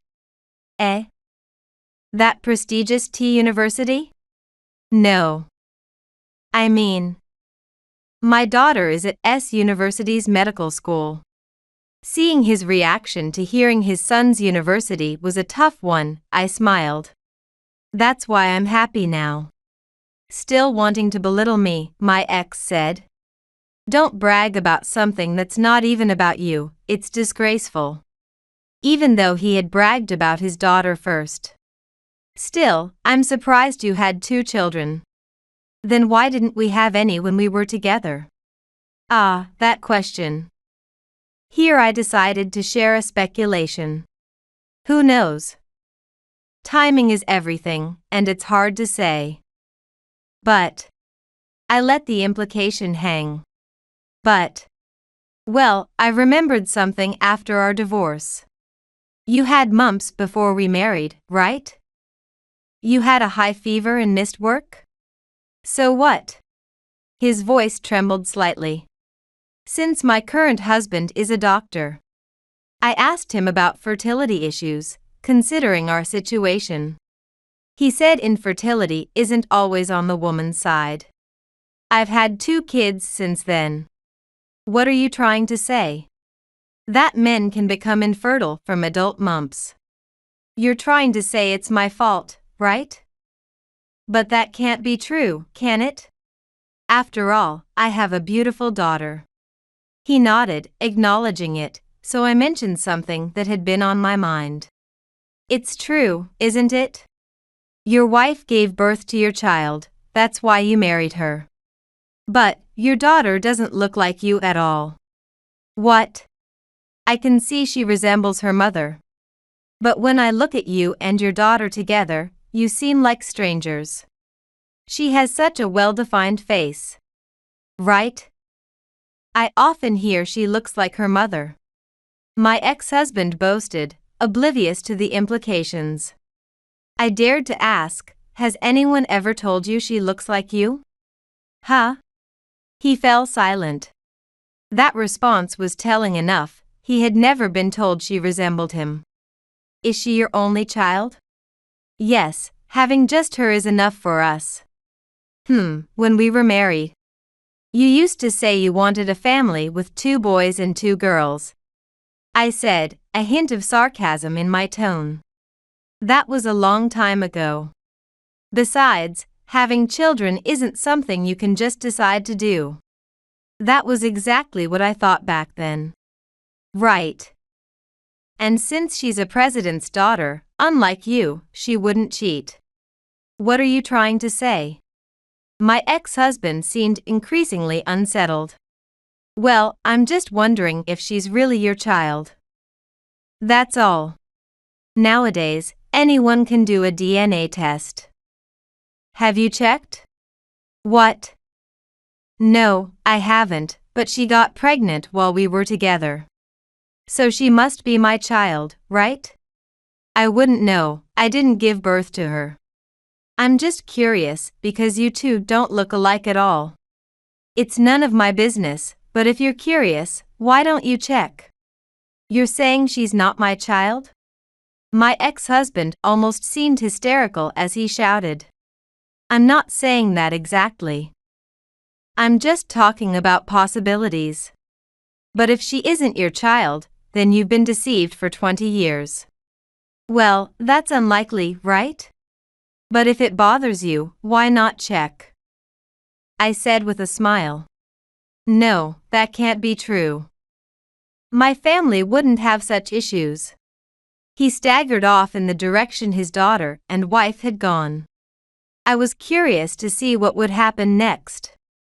A few weeks later, I got a call from an unknown number. Hey, what should I do? The man on the other end sounded panicked. Ah, Mr. Ryan Baker? What's wrong? Hey, you were right, he said, his voice clearly shaken. I did a paternity test with my daughter. And it turns out there's almost no chance I'm her father. When I confronted my wife, she admitted she'd had an affair with her sister's husband. The daughter is actually my brother-in-law's child. Our family is a mess now.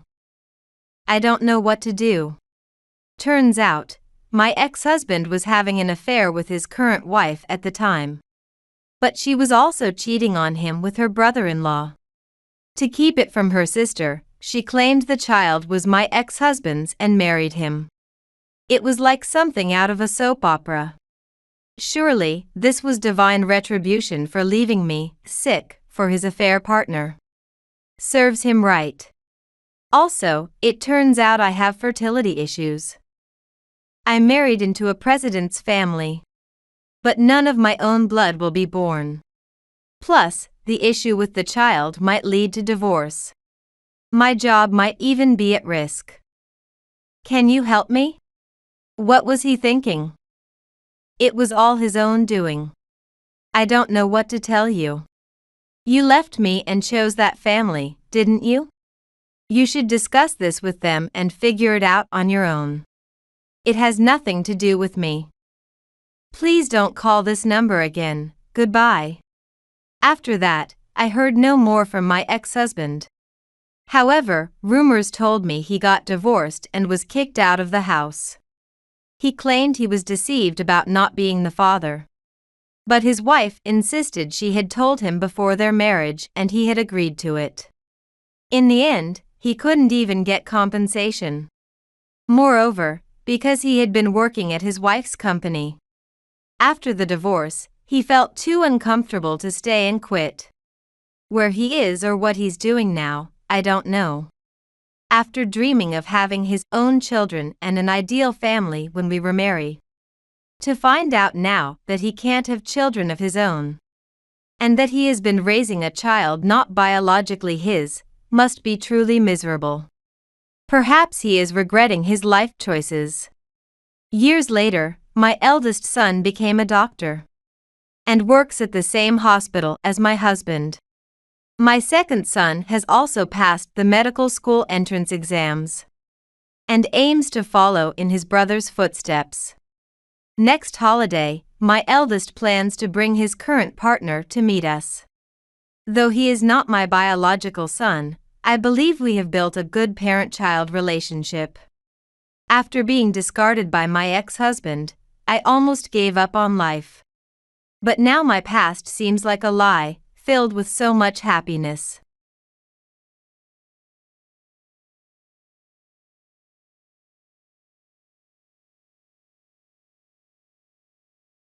One day, my mother was diagnosed with terminal cancer and given only 6 months to live.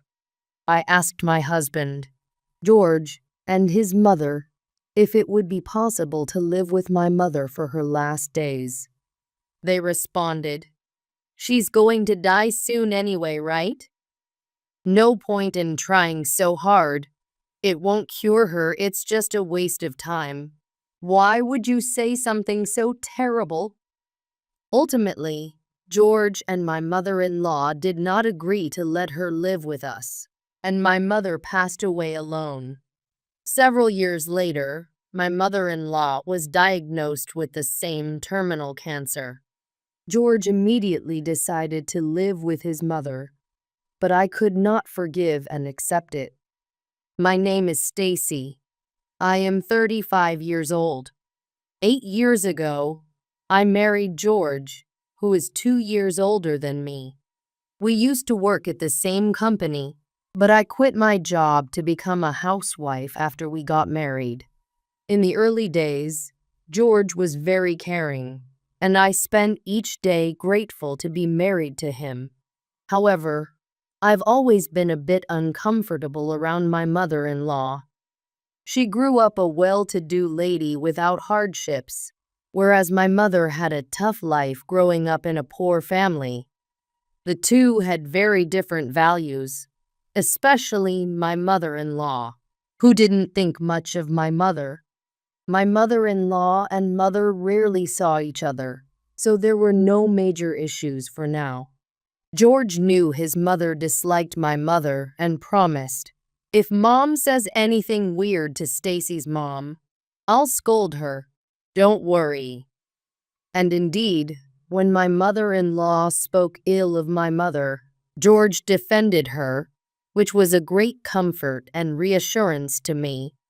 However, there was one thing that worried me. Recently, when I visited my parents' home after a long time, my mother said, "I've been feeling off lately. I don't think it's an illness though." Given her generally frail health, she seemed more worn out than before. Having more free time, I thought I might need to care for my mother soon. So I used my spare time to obtain a caregiver's certification. I wanted to be prepared to respond immediately when needed, and I asked George if I could work as a caregiver. "Sure, why not? Just make sure you take care of the house too." So I started working as a caregiver. 4 years into our marriage, when we were thinking about having children, I discovered I was pregnant. George and my mother-in-law were thrilled about the pregnancy. Everyone celebrated the new addition to the family. However, I still wanted to continue my caregiver work. Having seen my father pass away when I was young, I felt a strong desire to care for my mother myself if anything happened to her. Initially, George and my mother-in-law opposed it, worrying about the baby, but eventually, they reluctantly allowed me to continue working. I was getting used to my job as a caregiver when one day during lunch, I received a call. "Hello, Stacy. Please stay calm. Your mother has collapsed and been taken to the hospital." "Hello? What? Really?" "Yes, she suddenly collapsed and had to be rushed to emergency." The call came from my mother's boss at her workplace. After hanging up, I was rooted to the spot. What if something happens to my mother? With a sinking feeling and a pounding heart, I rushed to the hospital. I was led into the doctor's office, where I was told, "Honestly, it's terminal lung cancer. Even with surgery and various treatments, she won't last long." The doctor continued, "We will keep treating her, but in the last month or so, you will have to choose whether she spends it in a palliative care ward or at home. She has expressed a desire to spend her remaining time with you." I needed to discuss this with George, so I returned home. George already knew I had been to the hospital. What did the doctor say? Terminal lung cancer, untreatable, and not much time left. Could we let her live with us for the last bit? I proposed this to George, but my mother-in-law, who was visiting our home, intervened. "Why? She's already on her way out. Just leave her care to a facility." Clearly, my mother-in-law still disliked my mother. I couldn't believe her words. George, I hoped, would defend me, but he agreed with my mother-in-law. True, it would be uncomfortable to have a sick person in the house. Even so, I obtained a caregiver's certificate for times like this. I'm qualified and ready. Please, let me take care of my mother at our home. No matter how many times you ask, it's depressing just having that poor person around. And it's better to leave the care of someone dying to a hospital or a facility. My mother-in-law stubbornly refused the cohabitation. Mother is right. If you start caregiving, what about the housework? And I'll feel obliged to be considerate when I come home tired from work. Absolutely no cohabitation. Despite my desperate pleas, George and my mother-in-law did not approve of living with my mother. I returned to the hospital and explained the situation to my mother. "I'm sorry. I wanted to live together, but George and his mother didn't allow it." As I recalled the rejection and my mother's treatment, I cried. Then my mother smiled and said, "What are you talking about, Stacy? I'm very happy that you tried so hard to live with me. Don't worry about anything." Hearing this, I could only cry out loud. If we couldn't care for her at home, I wanted at least to find her a good palliative care ward. After a desperate search, I found a suitable hospital nearby. From then on, I juggled work and house chores to visit my mother daily. But as much as my mother-in-law and even George disliked my mother, he never accompanied me on visits. Work keeps me busy, so I can't really show up. My husband had been refusing to visit, and he continued to do so even on his days off. "It's your day off, so work isn't an issue, right? Won't you come to visit with me today?" I tried to persuade him, but he responded with clear annoyance. "Can't you just let me relax on my rare day off?" And he declined yet again. "Sorry, George, he didn't come again today." I apologized to my mother during one of the visits, but she replied, "It's perfectly fine. Having you come every day is enough for me. Plus, my coworkers and neighbors visit me too. I'm quite popular, you know." Despite her suffering from cancer, she tried not to burden me or George. One day, as my pregnancy progressed and my belly grew, I said, "Mom, you have to stay healthy until the grandchild is born, okay?" "Sure, but I can already feel that I don't have much time left." For the first time, my mother expressed her weakness to me. "Mom, please don't say that. I will cure you, and you will dote on your grandchild." I felt deep inside that it might be the end, but I couldn't bear the thought of my mother dying. From that day, my mother's health deteriorated daily, and one day, a nurse from the hospital where she was admitted called me. "Stacy, your mother is in critical condition. Please come immediately. She might not make it much longer." "I understand. I'll be there right away." As I hurried to the hospital, I called my husband, George, to inform him that my mother was in a critical state. But he replied, "Really? I'm busy with work, so I can't come," and hung up. "Mom, please hang on." Although she was still alive, she did not respond to my desperate calls. I called George again, hoping he would come to the hospital, but he snapped, "Enough already. I told you I'm working, and hung up again. His indifference was too much to bear. Stacy. At that moment, my mother weakly called my name. I noticed and desperately called out to her, "Mom, Mom." But after that, she did not respond to my calls. In the end, without ever seeing her grandchild, my mother passed away after 6 months in the hospital. Not being able to care for her at home and not showing her her grandchild were my deepest regrets. But I was grateful that I could be there for her in her final moments. Mom has just passed away. I called George again when my mother passed away, but he merely responded, "I see. That's unfortunate," without ever showing his face at the hospital.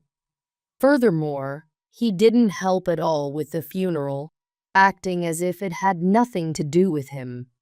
Hey, she was your mother-in-law. Couldn't you help out a little? Frustrated with his uncooperative attitude, I confronted him, but he retorted, "Whether I help or not is my decision. How many times do I have to tell you, why should I help with the funeral of someone I didn't even like? It's your mother, so you should handle it, right?" His response was shockingly callous. I was so appalled by my husband that I decided not to rely on him for anything related to my mother. "Stacy, are you okay? If there's anything I can do, please let me know." During these tough times, only my aunt, who had come to offer condolences, showed concern for me. She also took care of the inheritance procedures, which was a huge relief. "Hey, Stacy, what's your husband doing? Your mother has passed away, and he's doing nothing." My aunt seemed concerned that my husband was not helping at all with the funeral arrangements or the inheritance procedures. "I'm sorry. It seems like he's busy with work." I could only manage to reply to my aunt, "It's not your fault, Stacy. Normally, a husband should support his wife and take care of things. Is there really a job more important than dealing with a loved one's death?" Moved by her words, I found myself crying. I had felt the same way, and hearing her say it aloud was somewhat relieving. I was truly grateful for my aunt's presence. Although George and my in-laws did attend the funeral, George muttered, "I really hate such gloomy places, even during the funeral. When will this be over? I want to go home." My mother-in-law looked utterly bored throughout the event, yawning and muttering complaints as if she wished she were anywhere else. I thought to myself that it would have been better if she had not attended at all, and it seemed my aunt felt the same way. "Stacy, that attitude is just appalling. It would have been far better if they hadn't shown up at all. It's unbelievable, really. Are they even the same kind of people as us?" she said angrily, expressing her frustration about how my husband and his mother disrespected her sister's funeral. Thus, my mother's death created a huge rift between my husband and me. Honestly, at this point, I was considering divorce. I was so angry at how my mother had been treated that I felt like I might explode. But ultimately, I couldn't go through with the divorce. The thought of raising my soon-to-be-born child alone was daunting. Although I was working, it was only part-time, and without a stable income or my husband's earnings, living would be challenging, forcing me to rely on him. I had initially taken up the caregiver job for my mother, and while I could have quit, the job was fulfilling, and more importantly, I needed the income for my child, so I decided to keep working for a while longer. After some time, my son was born. Seeing my newborn son, who somehow reminded me of my mother, I broke down thinking he might be her reincarnation. Stacy, you did well giving birth. Thank you. What a healthy boy. Even George, who was indifferent to others, and my mother-in-law, who was generally unenthusiastic, were very pleased this time. However, when my mother-in-law said, "You really did well giving birth. Now that the heir is here, we're set," I shuddered to think what she might have said if it had been a daughter instead. Due to childbirth and childcare, I decided to take a break from my caregiver job. My mother-in-law criticized, "How can a mother think of sending an infant to daycare? That's neglect." Not understanding that it's quite common for working parents to use daycare for infants nowadays, she clearly had outdated views. Having lost my mother to cancer, and with no one to help look after my son, and lacking the ability to earn enough money on my own, I reluctantly quit my job as my mother-in-law suggested. Looking back, I regret not considering other options, like asking my aunt, who had helped with the funeral, to look after my son while I worked. Eventually, I resumed my caregiver job when my son was old enough to attend daycare. I still had much to learn about caregiving and felt a strong attachment to the profession, so I returned to work during the hours he was at daycare. Life went on without major issues, and watching my son grow, I often wished I could have shown him to my mother, but I comforted myself thinking she must be watching over us from heaven. 4 years after my mother's death, George came home earlier than usual one day, saying he had something important to discuss. It was rare for him to initiate a conversation, so I felt a bit anxious. "So, what is it?" George started. "Listen carefully. Mom has collapsed." Hearing this, I thought to myself, good. She finally got what she deserved for how she treated my mother. But then George added, "It seems to be terminal cancer. The same lung cancer as your mother.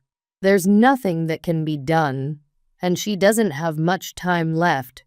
He looked somber as he continued. "So what now? Where will she be treated?" George replied, "Mom's last wish is to live with us.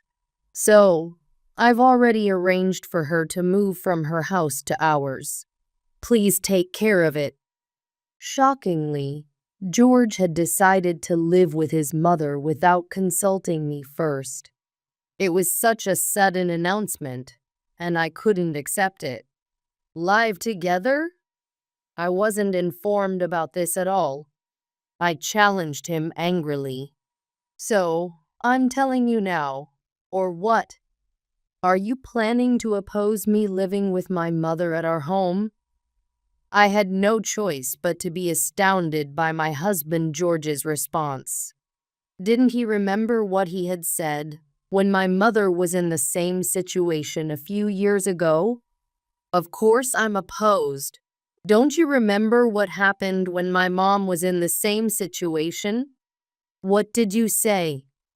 You said it was tiring to have a sick person in the house, unless you plan to take full responsibility yourself. I assume you're just going to dump it all on me again?" I confronted George with these words, but he replied, "I'm too busy with work to be there all the time. Plus, we couldn't live without my income, right?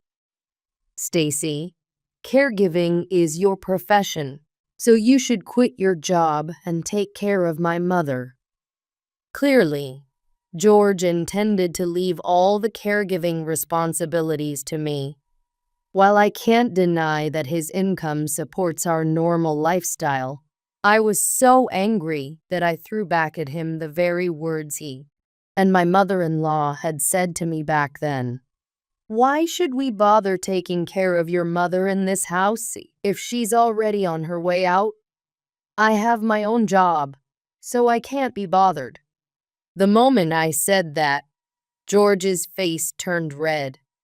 "How dare you speak about my mother like that?" he shouted.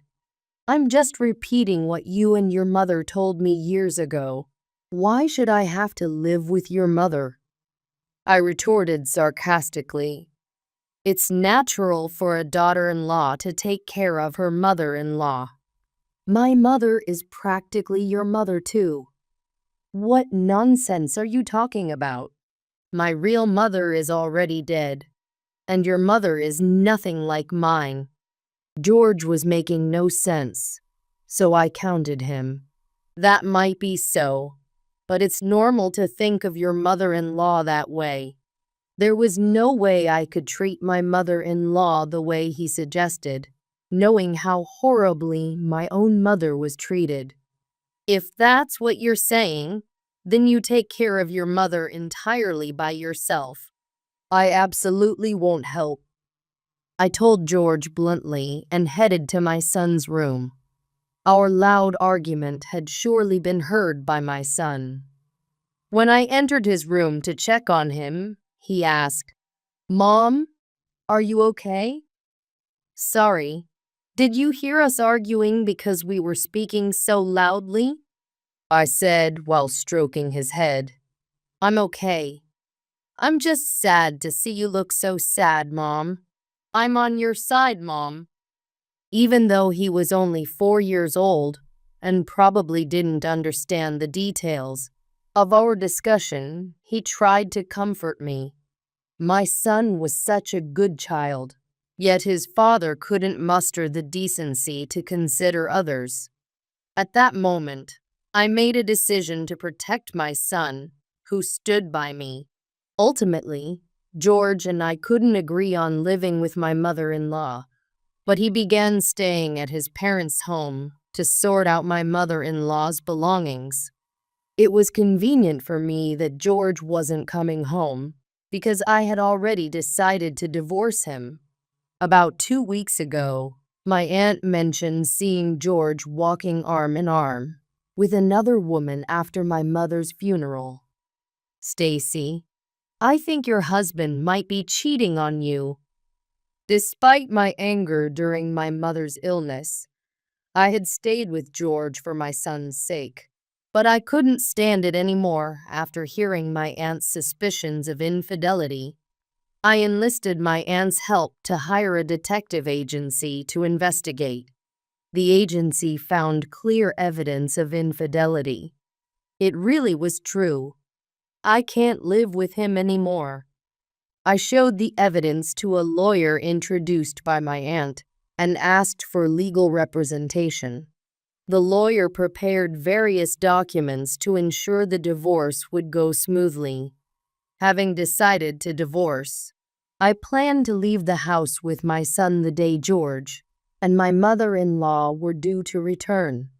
George regularly sent messages while he was at his parents' house, but they were one-sided messages like, "Have you quit your job yet? The cohabitation is starting soon. Is everything ready?" I read all his messages, but chose to ignore them. On the day my mother-in-law's belongings were to be moved to our house, George arranged to follow the truck carrying her things home. "Hey, what's going on? I didn't hear anything about you suddenly disappearing." After the moving was done, I received a message from George. Having decided to ignore him up to now, I sent back just one line. "Since it's the last time, you can call me." Seconds after sending the message, George called. "Stacy, where have you guys gone? Explain what this is all about." Over the phone, I told him. "What do you mean? You proceeded with the cohabitation on your own, so I'm just doing what I want to, right?" "That might be, But there was no need to leave the divorce papers and disappear.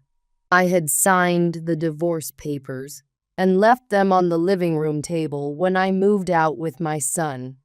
I continued firmly, as George's anger did not subside. The divorce has nothing to do with the cohabitation. You said you were staying to sort out your mother's stuff, right? But you were actually cheating, weren't you? I can't live with someone like that. George fell silent as if his earlier fervor was a lie. So you're silent now, which means it was true. Remember my aunt? She saw you cheating. What? That was just seen by chance. It might not be true. Thinking you would say that, I had my aunt help me, and we had a detective agency investigate your cheating. Indeed, she was one of your colleagues, wasn't she? Did you think I would always do as you say? You're sorely mistaken. My serious anger finally seemed to reach George.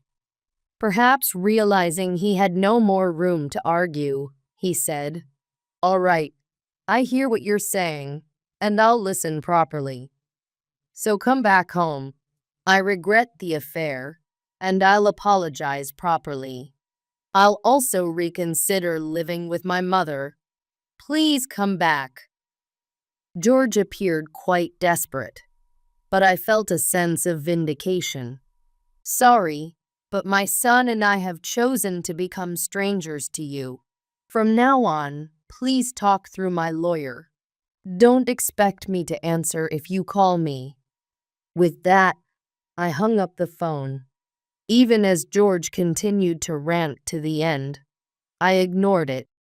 After hanging up, I felt relieved in an apartment.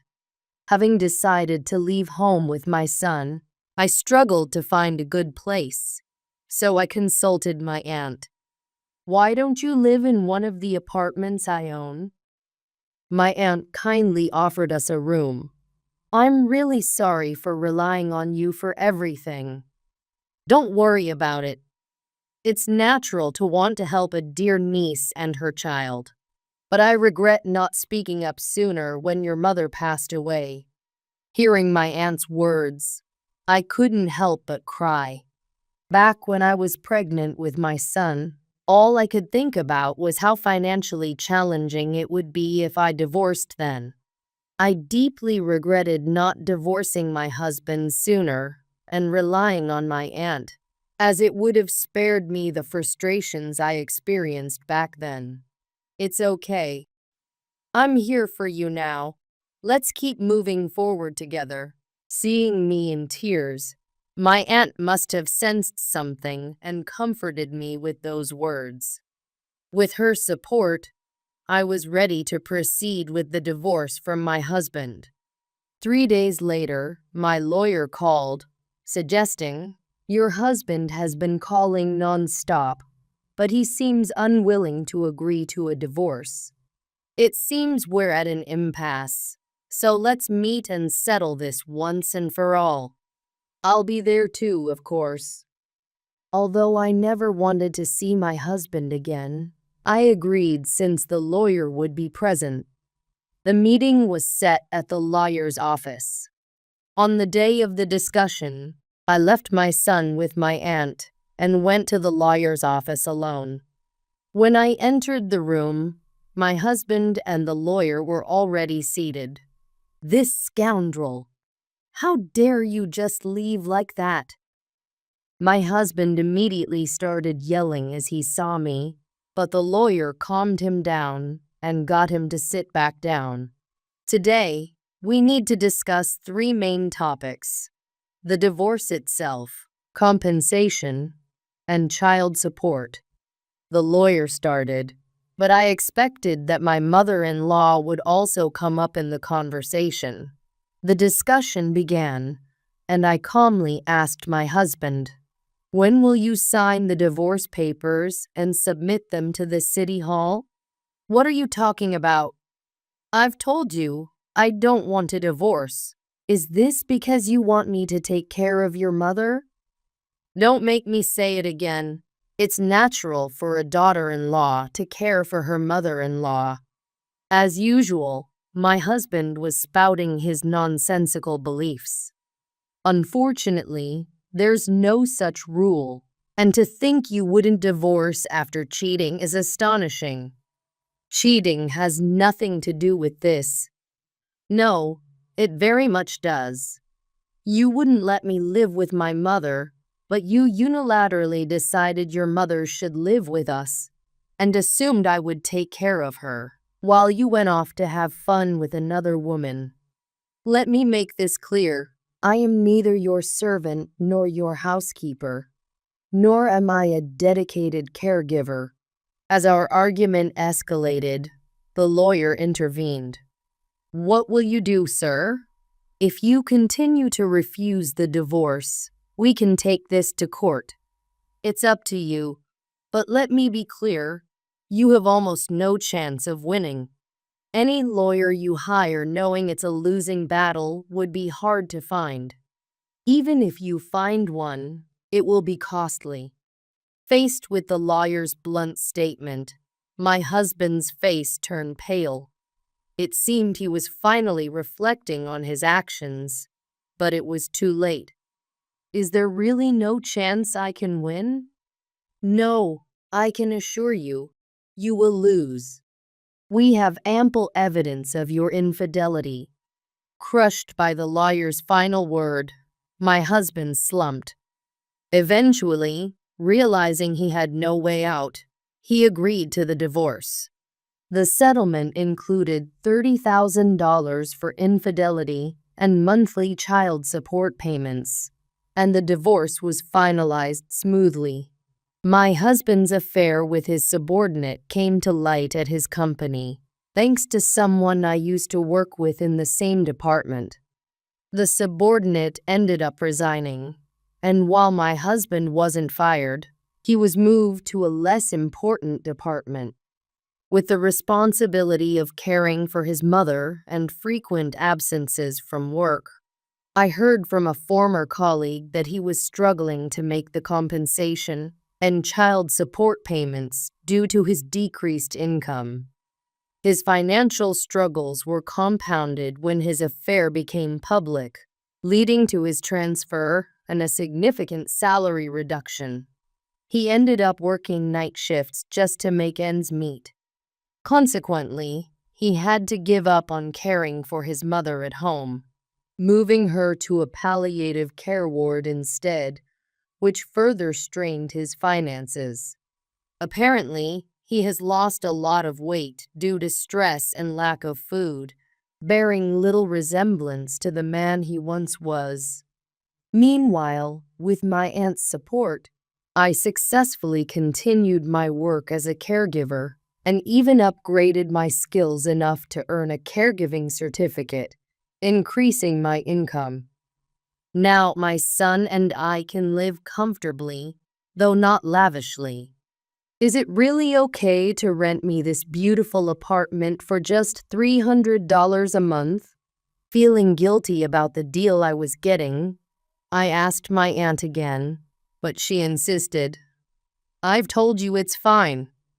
Knowing that I was concerned, my aunt added a gentle condition to the arrangement for renting the apartment. Then, I'll add just one condition for renting. Every month on the anniversary of my sister's and your mother's passing, invite me over for a meal together. I was initially taken aback, thinking if that was really all she wanted. All right, maybe I could order some takeout every month, I started to suggest, but before I could finish, my aunt interjected with a smile. No, I want to eat the food you make, Stacy. Understood. I'll cook whatever you like. With that, I agreed to my aunt's terms and started my new life in the apartment. Since moving in, we've held our monthly dinners as promised. My son has grown very fond of my aunt, who treats him like a real grandmother. I look forward to maintaining this wonderful relationship with my aunt as my son and I continue to live peacefully.